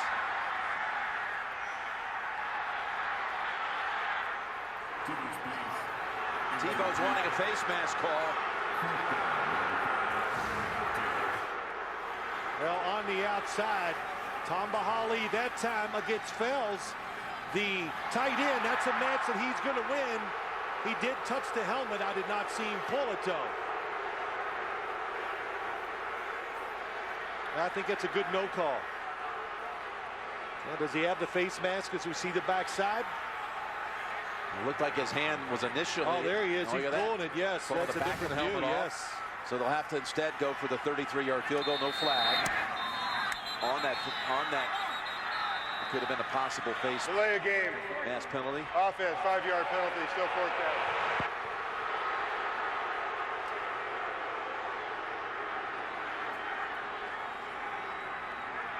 John Fox is yelling, I'm sure, about that penalty, Jim. As you saw, we saw in that second replay, grabbing underneath and pulling it. Yeah. A huge no call. So Matt Prater backs up another 5. The thing to watch with Matt Prater when he kicks the football, watch how fast it gets up in the air. In other words, it's not going to climb up in the air. It's right off the foot. It's high. We call that a launch angle. Is that, yeah, in golf you do that? Yes. 38 yards to put points on the board with this opening drive of the 3rd quarter.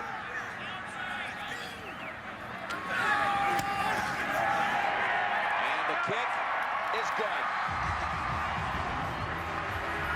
Kept the football for 6 minutes and 49 seconds. Prater good from 38.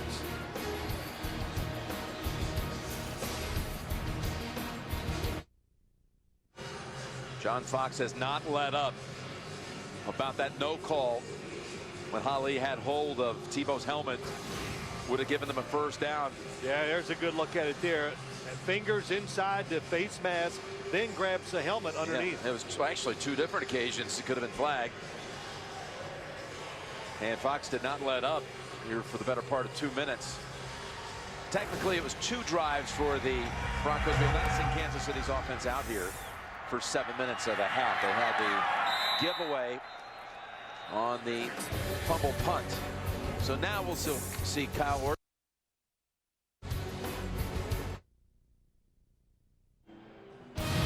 The NFL on CBS is sponsored by Southwest Airlines. Find our fares online only at southwest.com. Cross-brewed Coors Light, the world's most refreshing beer. And by the redesigned 8-passenger Honda Pilot, the SUV made better.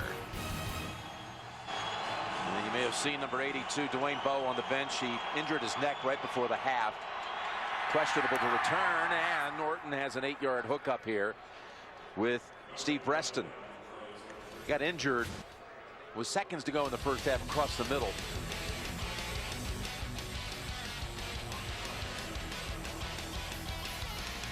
And he hit his head, and they're saying neck injury. Yeah, he landed pretty hard on that shoulder too, Jim, so that is a big deal. 6 catches for 93 yards in the first half. He's the speed receiver down the field for the Chiefs. Terrence Copper has replaced him. 2nd down and 1. Down the sideline they go, and that was headed back to Preston for a 2nd straight play. Goodman had good coverage. We've seen how the Kansas City secondary, what they're doing to Denver's wide receivers. There's no difference. Denver, exact same thing. It's just one-on-one. Champ Bailey, Andre Goodman. All the pressure's on you. You get no help. You got a safety in the middle. Your help is a safety in the middle and the sideline. Dennis Allen knows it's a good matchup for his corners against Kansas City's wide receivers. He felt that this matchup gave Denver what he thought was like a same philosophy type situation that they see all the time in practice. 3rd and 1, beneficial to that Bronco defense, he felt. On the hip, Orton still has it, and the fake leads to the completion to Leonard Pope. Well, that's what they've been doing all day. This Kansas City offense keeping it off balance. And obvious running 3rd and 1. You say they're going to try to overpower us inside. Nice fake by Kyle Orton. Leonard Pope wide open on the outside. Gains 12. Good piece of ball handling here by Orton.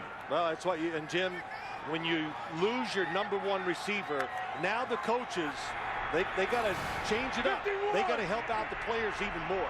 That picked up 12 and a first down.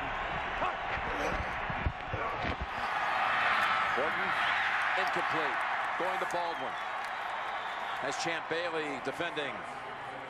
If you thought the fantasy season was over, it's not. Play NFL.com playoff challenge today. You could win a trip to Super Bowl 47 in New Orleans. Sign up for free. NFL.com/fantasy. So Bowe on the bench. And McCluster with the helmet on the sideline at the moment as well. Thomas Jones, the starter, gets the handle here. And Jones has a gain of only 2. Jones' biggest game this year was only 55 yards in the game against the Colts. Jones, of course, a 12-year veteran with 5 different teams, from Arizona to Tampa to Chicago, where he played in a Super Bowl for the Bears, to the Jets to Kansas City. Over 10,000 career yards on the ground.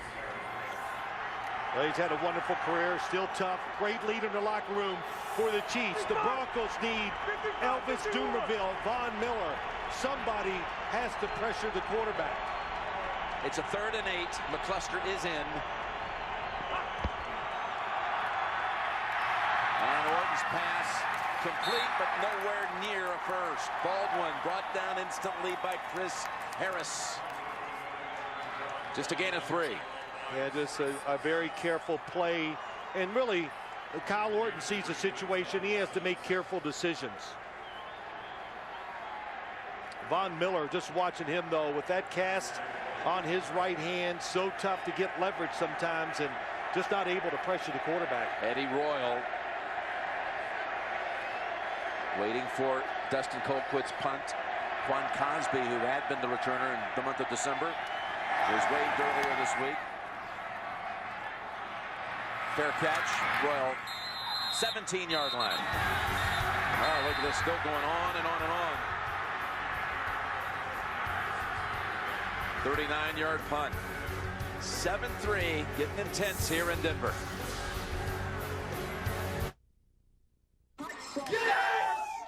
I host a pretty good game, but to be the best, I needed a little coaching.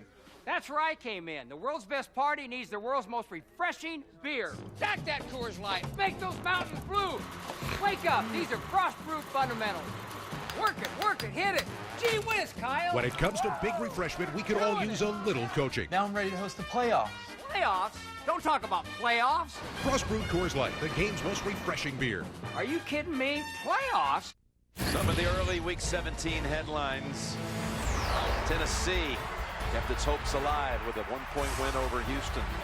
Texans went for the win at the end of the game from 8 yards out after a penalty and failed to convert. 49ers clinched the 2 with a win over St. Louis on the NFC side.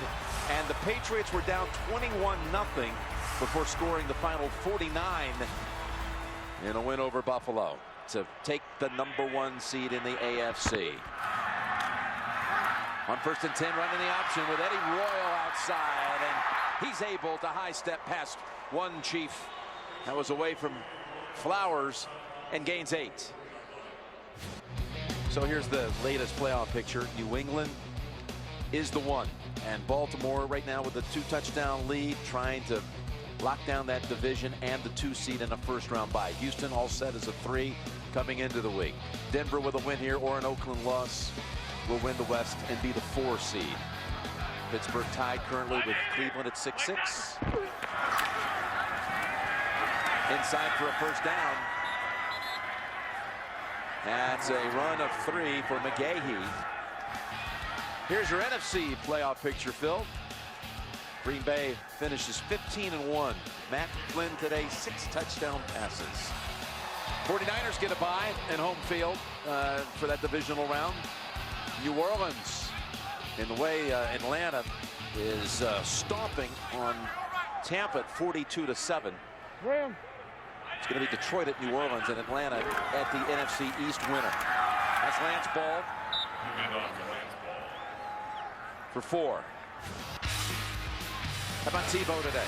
Bam. Well, so far it's not been too much, Jim. You know, they've tried some option plays. Can't find anywhere to run the football. And not a lot of open receivers down the field. That was the big one. The fumble when he got outside. And Kendrick Lewis fast enough to run him down and make him give it up on a scoring drive probably. But some of these 4-12 just got to be a little more aggressive in his decision making when it comes to throwing the football down the field. On 2nd down and 6, it's Ball. Picks up the first down. Again, he was able to shift to get away from an early hit and gain 7 in the first. Yeah, you know, Lance Ball, you talked about it. Teammates with Tamba Hali in high school, but that was Belcher, the linebacker, who read it and came through untouched, but not able. Lance Ball saw him at the last second, slowed down, and Belcher went flying by and missed the tackle. From the 37, McGahee returns, gets the carry, squeezes through a small seam for 4.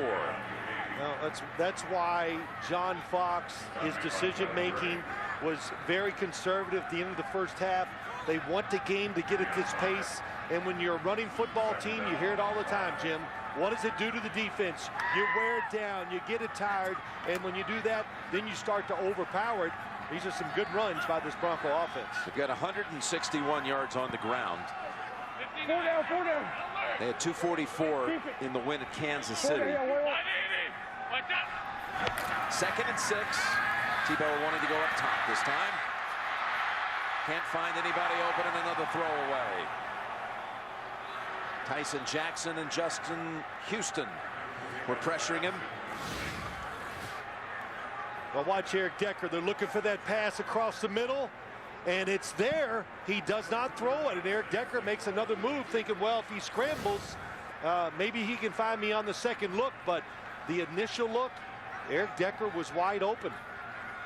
And that's, you heard me say it in the first half, Jim, that's their favorite play. They've had good success with it. He's 1 for his last 7 throws. And he's got a 3rd down and 6. Batted down at the line of scrimmage. That was Wallace Gilberry, who ends the series. Punting time for the Broncos. That was a good job by the Kansas City defensive line. Watch them when they come off. Everybody stays in their lane. Then Gilberry, reading Tebow, jumps and knocks it down. But they're playing to make sure he doesn't scramble. They want him to stand in the pocket, throw down the field into tight coverage. All right.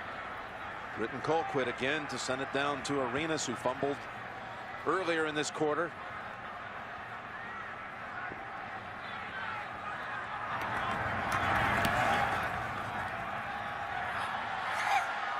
And Arena stays away from this one.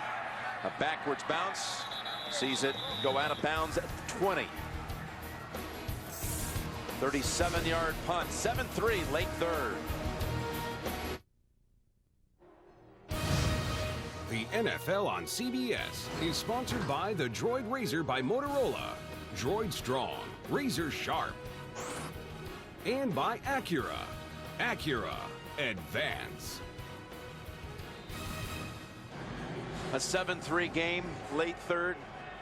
Just what you expected? Yeah, it was, Jim. I thought both defenses would have a chance to play very well today against the opposing offenses. One because of the style and lack of firepower on the other side. Orton throwing on 1st down, and it's incomplete. That was McCluster, the intended target, and we intend to send it back to you, James Brown, with Boomer Esiason. Cincy narrowing the gap. Remember, if Cincinnati wins, they're in. Baltimore's playing for the number 2 seed if they win. How about Bernard Scott around the left side, 25-yard TD run. Cincinnati closes the gap, 17-10. 3 minutes left to go in the 3rd quarter. Jim and Phil. All right, still all kinds of possibilities here. Late in the afternoon with Oakland and San Diego. That's an 8-point Charger lead. 2nd down attempt. McCluster has 6 with that one running behind Ryan Lilja.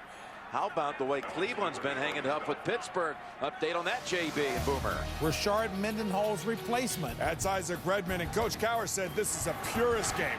It's pure ugly from an offensive standpoint, but Pittsburgh takes the lead 13-6. 5 minutes to go in the 3rd quarter. Cowher would object to that characterization, but I hear you. Back to Jim and Phil. All right, that's the game's first touchdown there. 13 unanswered for Roethlisberger and company. Again, Dwayne Bowe still out. 3rd down and 5. Pocket completely sealed, and the pass tipped and incomplete. Chris Harris. Chris Harris, number 25. He is an excellent slot defender. How about that? Right with Preston, and once he makes the move, he goes underneath to get the interception. Kyle Orton threw it where he wanted it. Pretty tough decision. Got to be careful. There was Quentin Carter, since the ball was touched, able to really body block Preston from catching the ball off the rebound. Right, good point. So a 3 and out. And a spiral heading down to Eddie Royal, backpedaling to the 15. Waiting, now going. Sidesteps, couple of hits, and he's out to the 29 with a flag.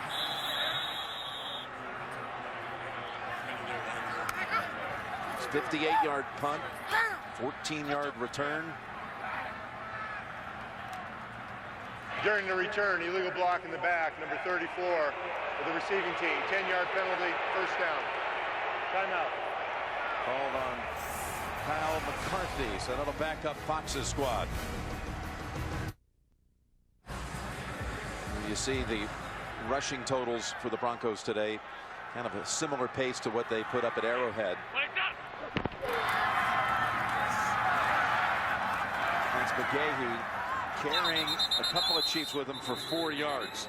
Kansas City had 9 first downs in that 1st quarter, have managed only 3 since.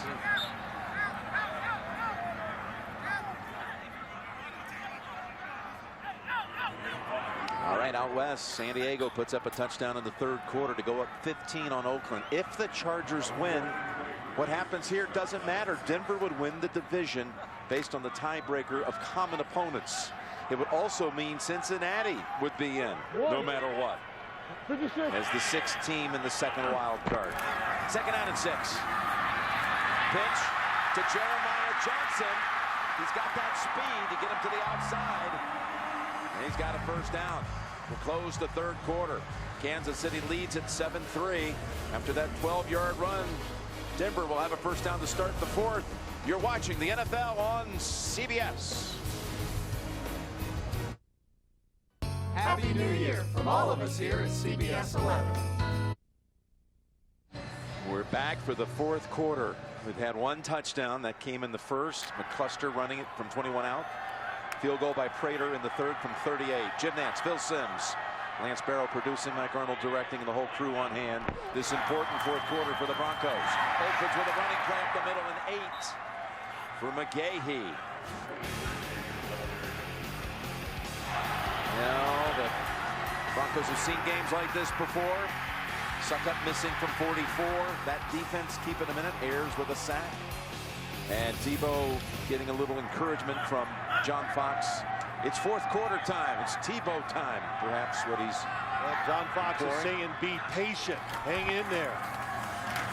Lance Ball. He is blocked up for no gain with McGahee.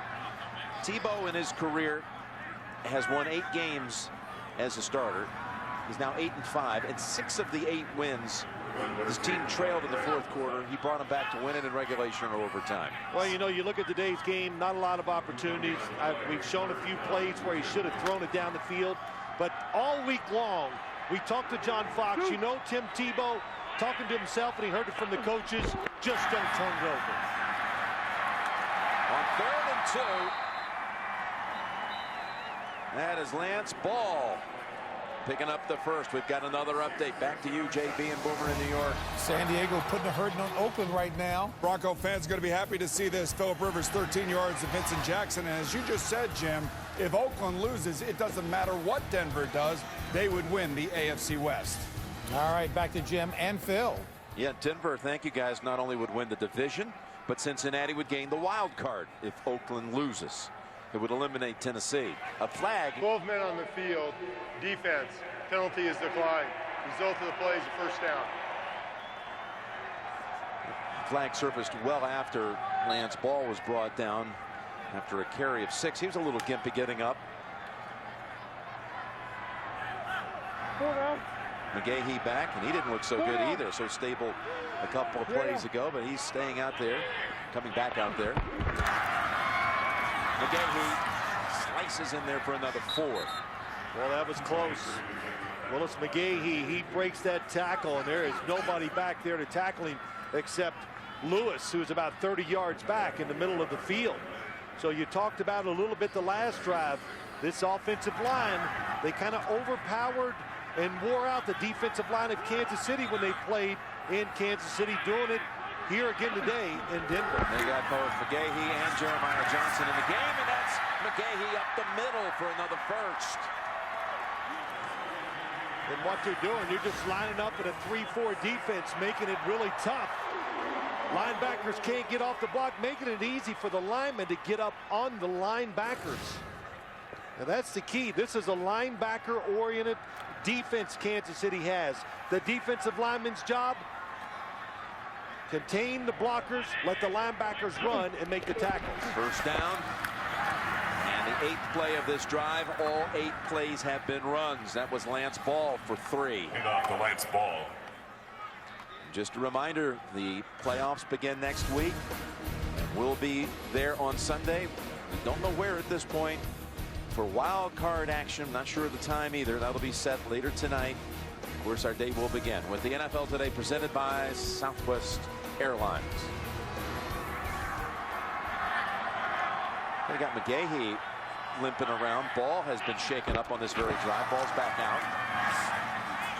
And he is down to the 36 into the arms of Glenn Dorsey.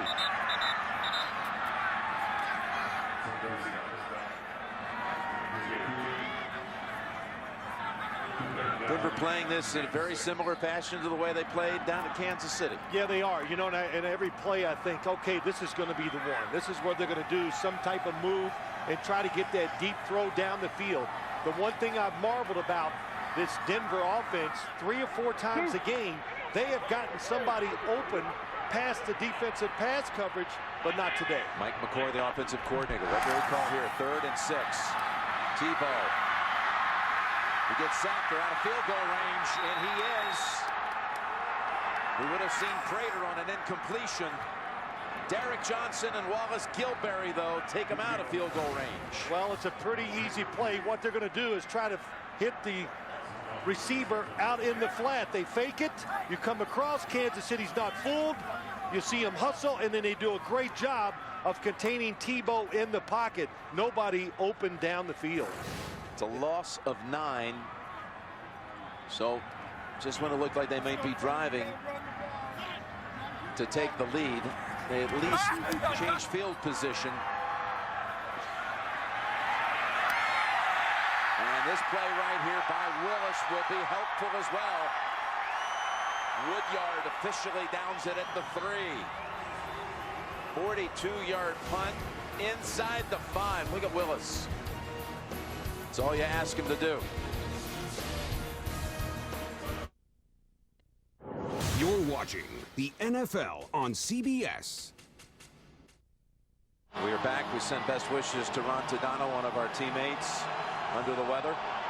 This crowd has come to life here as Kansas City starts at the 3. Only 3 first downs since quarter 1 and a flag.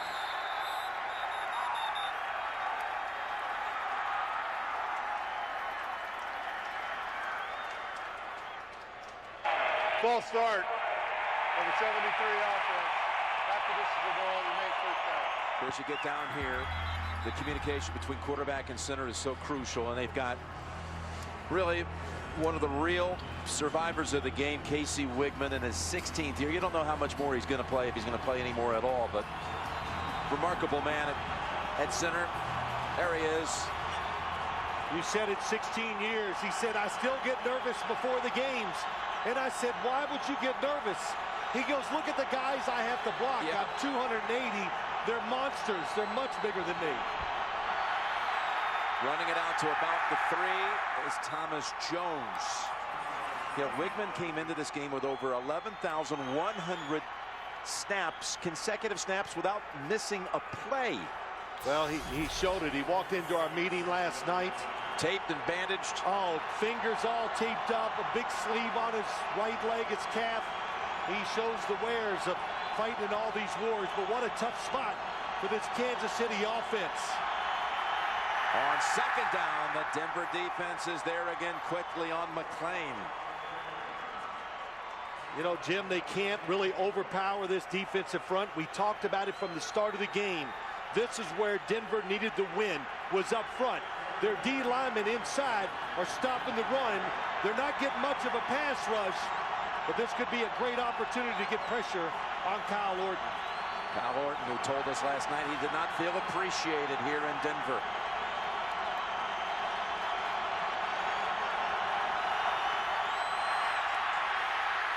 Outside, Jones brought down at the 7. 3 and out for the Chiefs. And you know what? It's a good call by the Kansas City Chiefs. Don't take a chance. Speed is what this Denver defense has. You think, uh-oh, he might have the edge. But Andre Goodman, what a job by him. Keeping the force. That way Thomas Jones couldn't get outside and get that first down. Dustin Colquitt. We talked about it too. Got LaRon McClain shaken up. He was trying to make his way to the sideline. Kansas City offense, Dwayne Bowe not in there. Hard to create plays. That has been a big loss for them here in the second half.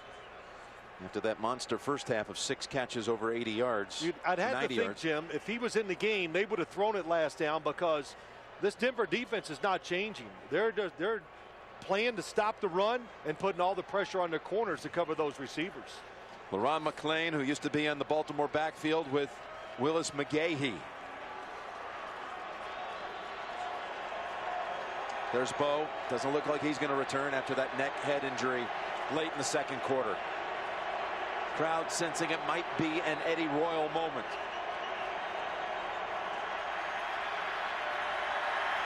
He's on his own 45 waiting for the Dustin Colquitt punt. That was McCarthy who came crashing in. This will not be returned. McCarthy influenced that one. Out of bounds at the 49. Is it another fourth quarter comeback for Tebow? He's down 7-3. The NFL on CBS is sponsored by CVS. CVS Pharmacy accepts Express Scripts and over 5,000 other insurance plans. Verizon, the exclusive carrier of the Galaxy Nexus by Samsung. And by Jaguar. See the new model year lineup at JaguarUSA.com. A Denver drive that commences at the 49 of the Chiefs. And they run it up the middle for 3 with McGahee. For a guy that throws so much in practice and warm-ups, talking about Tebow, yes, they don't ask him to throw too often in the game. No, they're back to the formula they really want to play. And this team, we said it too, this is the team that was perfect for them to play the style that gave them that winning streak, Jim. Have you ever seen anybody practice throwing as much as Tim? He sets records. In practice, it's nonstop from the time he walks out. I'll bet you he threw 200 passes today before this game started warming up. 4 out of 14 today. Second down and 7. And that's McGahee again plugged up early for only 2. So it'll be 3rd and 5.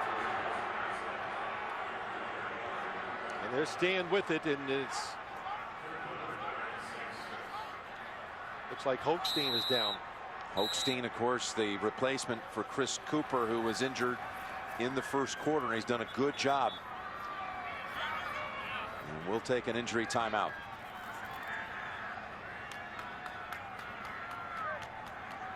All right, and Hochstein able to get up under his own power. And they'll continue action here. This gets really thin on this offensive line. Chris Clark will have to see action. They had a couple of players, Ramirez and Hills, both inactive today. And if Cooper out now, Hochstein off to the sideline. That's it. Here's where Kansas City says it's so tough when you play this offense. If it's 3rd and 7 or less, you still have to play run. And you think, especially with Tim Tebow in the shotgun. So if you put everything into the pass coverage, you're going to leave a big running lane for him to pick up a first down. It's 3rd and 5. He hasn't run for a first since the first quarter. Instead, he tosses it here to Jeremiah Johnson for only a yard. So an uneventful 3-play series for the Broncos. Wow, that time, this is the 3rd time they've run this play. And 2nd time for Jeremiah Johnson. This time the pursuit is much faster. Savvy Piscatelli just gets out there. So nowhere to run for the first down. And John Fox playing it by the book. Going to punt it one more time and play field position. Inside of 7 minutes. Ronnie Paxton to send it back, the former Patriot. Really just refusing to give Tim Tebow the chance to throw the football in a situation like that. This ball bounces at the 5. It's got the side spin again. And down at the 10. Virgil Green downing it. 33-yard punt. 6.5 to play.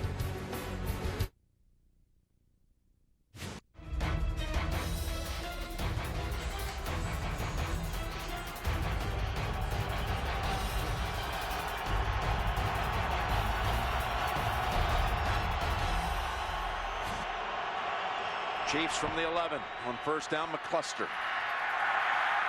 And he's wrapped up by Joe Mays, who's made some plays here in the late going. And this has been a real drought for the Kansas City offense. These last 6 possessions, nothing happening.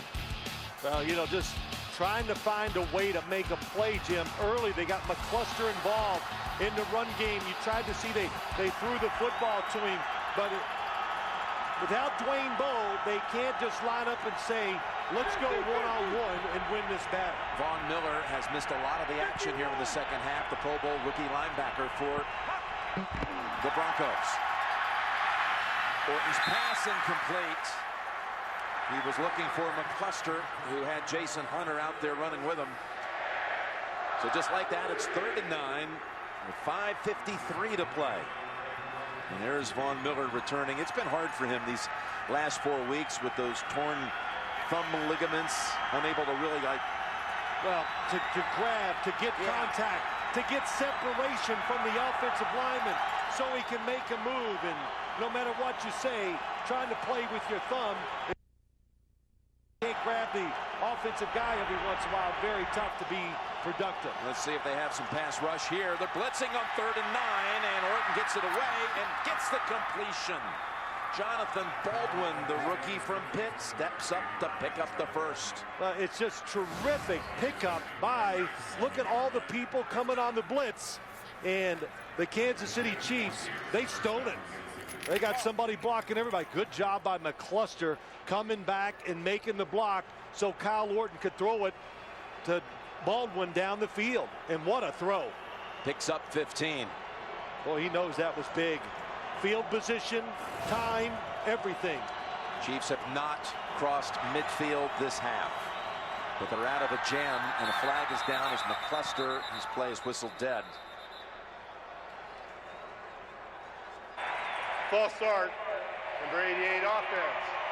5-yard penalty, still first down. We'll have your playoff edition of Inside the NFL this week on Wednesday on Showtime.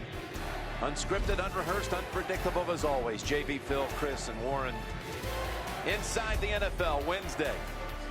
So Kyle Orton, before the season began, right after the lockout was settled, looked like he might be going to Miami. Starting the season here. You're right, that deal fell through. Miami decided, no, they did not want to trade for him or pay him. Timeout before the snap by Denver's defense.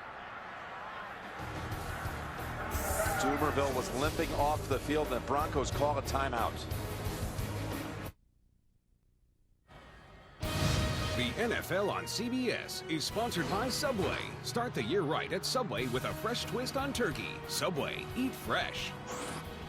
And by Contraband, starring Mark Wahlberg and Kate Beckinsale, in theaters January 13th. Talk about a happy new year. Joe Canavan, our director of production services, a grandfather for the first time 2 hours into the new year. His daughter Christine giving birth to a little baby girl, Lucinda. Congratulations. 1st and 15. Dumerville is back out there. There's the throw across the middle to Copper. Bruton has hold of him, and Carter finishes off with a flag. He was late getting there. That's going to be 15 big ones on Quentin Carter. That was a play similar to what we saw the New England Patriots do against this defense. Personal foul, unnecessary roughness, late hit, number 28 defense, 15-yard penalty. The rookie from Oklahoma will give the Chiefs field position near midfield. Receivers switching position. Defense is confused. Oh, and he leads with the head. That is definitely a 15-yard penalty. Going down to a player, it's on the ground, no question. And for the first time in this half, Kansas City is on the Denver side of the field. You know, it's interesting. They've been covering him so well, Jim, then they backed off. Kyle Orton got an easy completion. 1st and 10 to cluster. The whole group of Broncos away. Hold it to no gain. So here's Denver winning the field position battle in this half with a couple of good punts. And that last time the Denver offense had it, they did nothing with it. Well, you just can't put so much pressure on the defense all the time, Jim. They've been stopping this Kansas City offense since the first quarter. So, you know, Dennis Allen said, yeah, we want to help our offense out. Give them some field position. 55. Well, they've done it. 2nd down and 10 with 4:20 remaining. McCluster tackled right away by Dumerville. Sets up 3rd and long. Well, it's a draw play to the outside. They're reading the outside pass rusher, and Dumerville is just too athletic. He reads it, able to get inside and make the tackle. And the Denver defense calls it 2nd timeout on this series. I think it's a good timeout. They're trying to give their offense as much time as possible. We've seen To say they're not a quick strike is an understatement today. So they're going to need this extra time, Jim, to plod their way down the field to try to get the winning score. What do you think is going to happen with Romeo Crennel? Win or lose here? I think his chances of getting to being the head coach of the Kansas City Chiefs next year are very high. I think Scott Pioli, when the season's over, they'll go out, they'll make a list, get the candidates, interview them. They'll interview Romeo Crennel again, and, you know, just my guess, I don't have any inside information. When it's all said and done, I think Romeo Crennel will be the head coach, Jim, mainly because of continuity. You don't want to start over at this stage. 3rd and 15.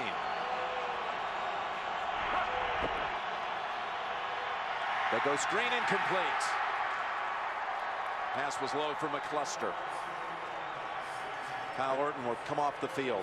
He'll take the team charter back tonight to Kansas City, only to drive back to Denver tomorrow to rejoin his wife and little baby girl Olivia. They lost the battle that time. Good blitz by the Denver Broncos. They were not going to sit back and watch Kyle Orton throw it down the field and maybe win the game. Well, here we go. 4 minutes, and the ball's coming back to Tebow and the Broncos. And they'll have one timeout to work with.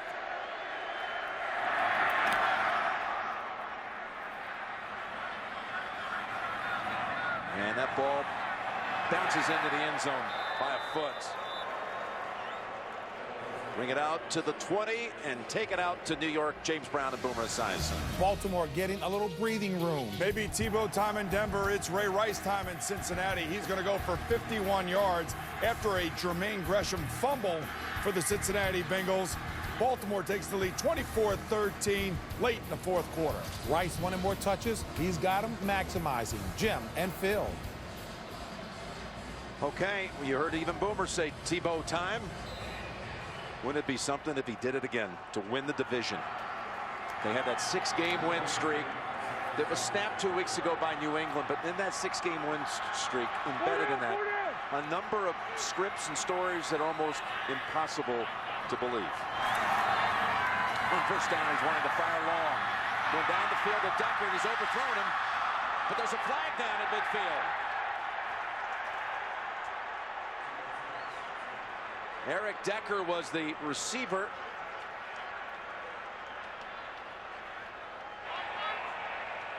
Illegal contact, number 42, defense, 5-yard penalty, automatic first down.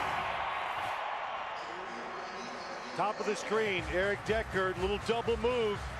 Piscatelli has it covered, but stuck his arm out, and that's a good call. Just think about it. You're running full speed. Somebody sticks their arm out in front of you, that's going to slow you down and alter the play. Again, that's a 5-yard penalty and a first down. Yeah, that's a big difference between pass interference and holding. That football got away from Tim Tebow. From the 25. And that's McGahee for 4. Denver does not have a 20-yard play all day long. Those fourth quarter comebacks,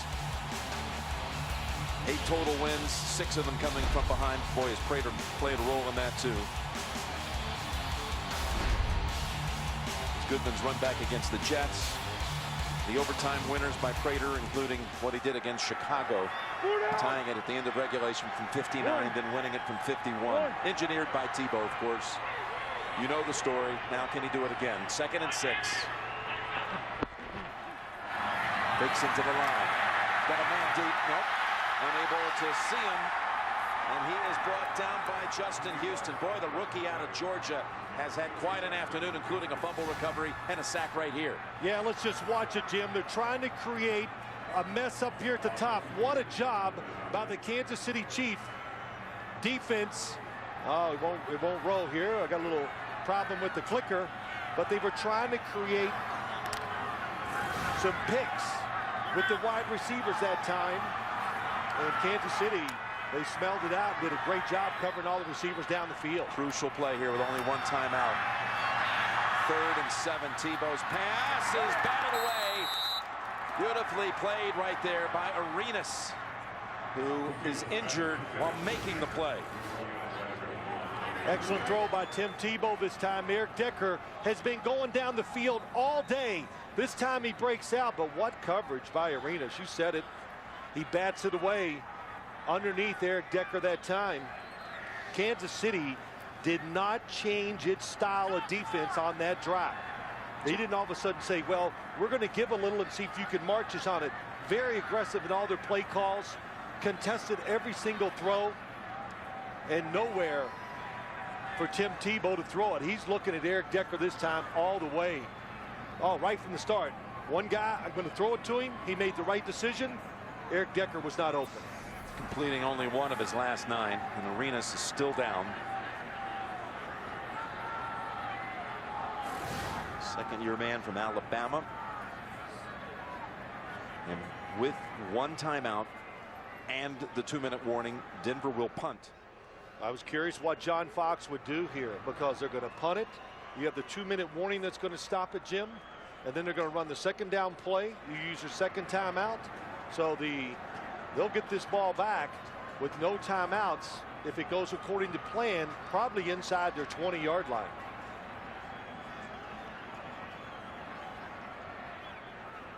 So Arenas has to be assisted to the sideline.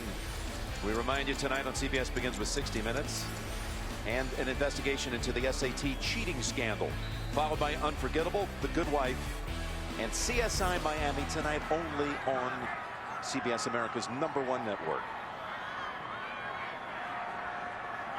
Langford late to arrive out there on that Chiefs special teams unit.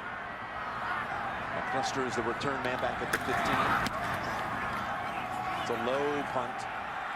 McCluster has a chance to return it to the 30, 35, 37, 17-yard return. Huge return. And that was after a 53-yard punt. So here we are with 2:26 to go.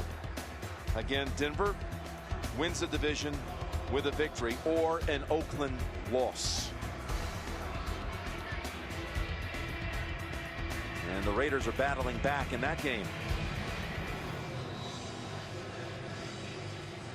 The Week 17 struggles for the Broncos. A franchise that has not been to the postseason since the 2005 season. Needing their defense to make plays again. Thomas Jones dropped for a loss. That's Mays again and DJ Williams. Timeout Denver. That's it for them. For those of you expecting to see 60 Minutes, you're watching the NFL on CBS. The game between the Chiefs and Broncos. Jim Nance, Phil Simms, and all the crew here. Kansas City leading at 7-3. 60 Minutes will be seen in its entirety after the game, except on the West Coast, where it'll be seen at its regularly scheduled time.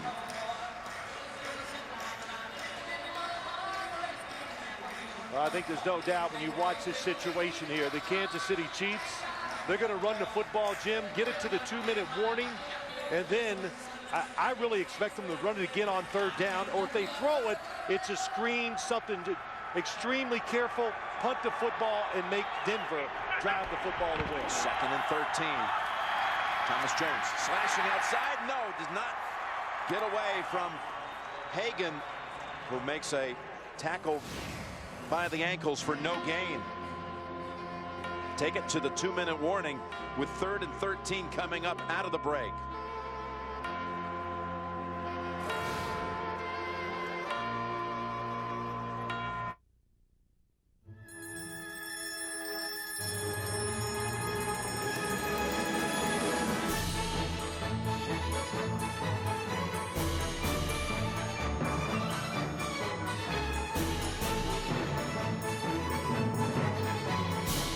With greasy fast food, what are you really getting? Instead, try a Subway Turkey BLT or a Fresh Fit Turkey Melt. Merely 7 grams of fat each. Subway, eat fresh. Just believe. That's what they're saying here in Denver. As they urge that defense to make a play here, we'll call it 3rd and 12. Broncos are out of timeouts. One play to give Tebow a chance to do his thing again. Well, you just look at the time on the clock, know the situation, know this Kansas City offense has struggled since the first quarter to move it. I would be very surprised if they do anything but run the football in a situation like this.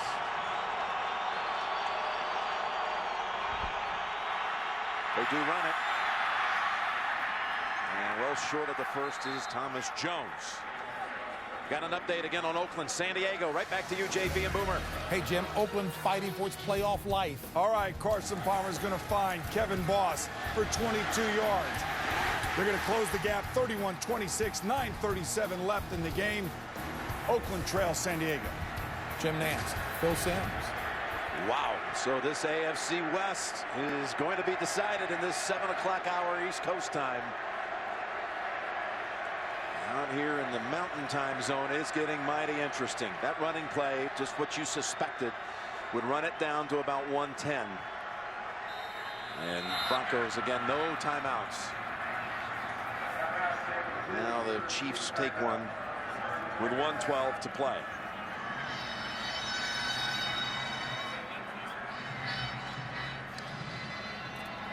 Been a different Kansas City team. They had over 200 yards of offense in the first half when they had Dwayne Bowe. They've been held under 100 yards here in the second half. Yeah, Jim, it was that, but they used the plays that gave them production down the field.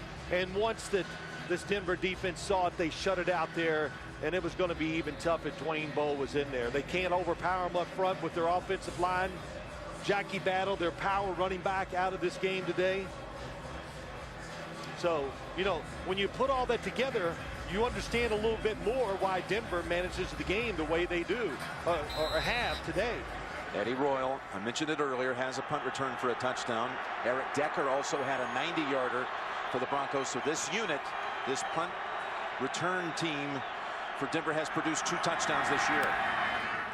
Dustin Colquitt. Royal wants to do something. Long hesitation. Tries to get the edge, and is brought down at the 16-yard line by Richard Langford after a 50-yard punt and a 9-yard run back. 84 yards to go.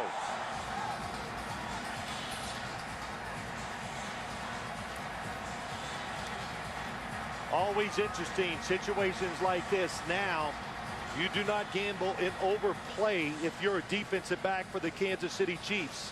Your #1 goal. Tackle them in bounds. You saw the Tebow numbers, they're ugly, but if by some chance he's able to drive them down and do it one more time, they'll all be washed away. Out of the shotgun. And down the sideline, and incomplete. That was Eddie Royal with Brandon Carr on the coverage. Well, the coverage is good down the field. Top of your screen. Brandon Carr, little hesitation, move down the field.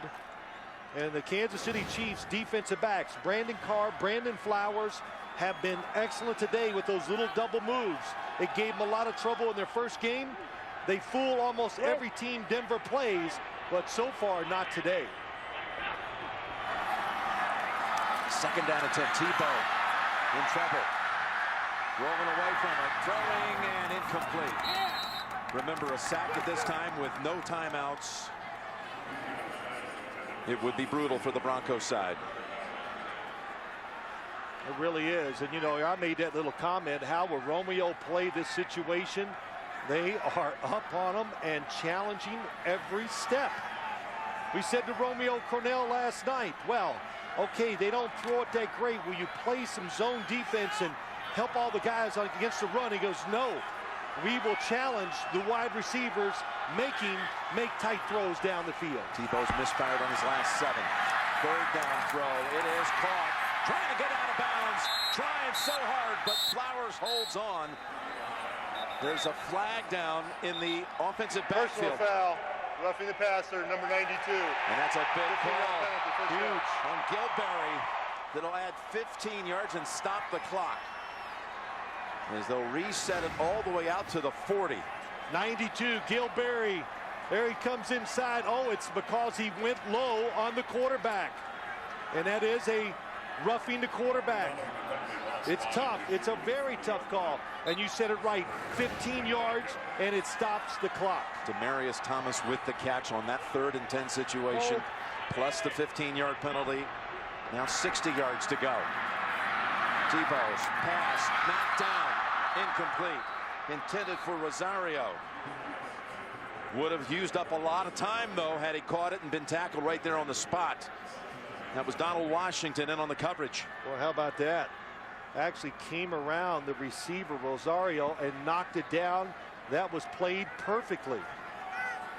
The longest pass play by Tebow all season long, 56 yards to Decker for a touchdown to beat Kansas City. Jim, you look at it, when you look at these receivers, it is tight coverage. They're going to dare you to go deep down the sideline. Down the sideline looking for Willis. Oh, he could have made the play. No flag as Flowers reached in and batted away from Willis. You know, I just think these are tough situations. Brandon Flowers against Willis. He's in great position, but the underthrow, that's where you get beat so many times in a situation like that. That was a good job by Willis, cutting back underneath.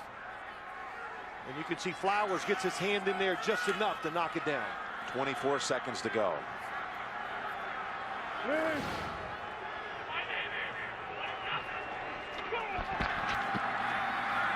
Sideline route. And it's good for a catch, but it'll be 4th and 2 to go. That's Thomas with 19 seconds. 4th and 2 and 19 seconds. And no timeouts. Well, you're almost forced to is to throw the football. If you run and get the first down, by the time you clock it and stop the clock, you're only going to have time maybe for one throw into the end zone.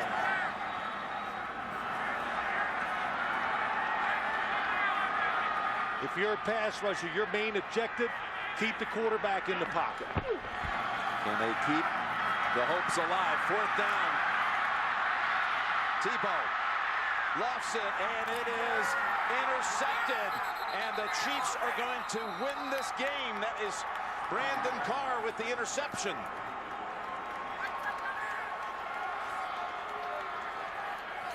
Well, what a job by the Chiefs defense. And it's really appropriate. The corners for the Chiefs played outstanding today. I know it's not a prolific passing attack they face, but they didn't give up any of those big plays down the field that's been winning games for the Denver Broncos. And now the Denver Broncos have become the biggest Charger fans in the world. How about Romeo Crennel, how he's going to feel after this game today, beating the Green Bay Packers, beating the Denver Broncos team that all they needed to do was win and go to the playoffs. I don't think Kansas City will have to look too far to find a deserving head coach. The next man to lead them on. Crennel and Kansas City come in here and hand Denver a 3rd consecutive loss. 8-8 now. And now a waiting game. Can San Diego beat Oakland to give them the division? Or will the Raiders come back and win it to claim the West? Jim Nance and Phil Simms saying so long from Denver. Right now, let's go to James Brown in New York.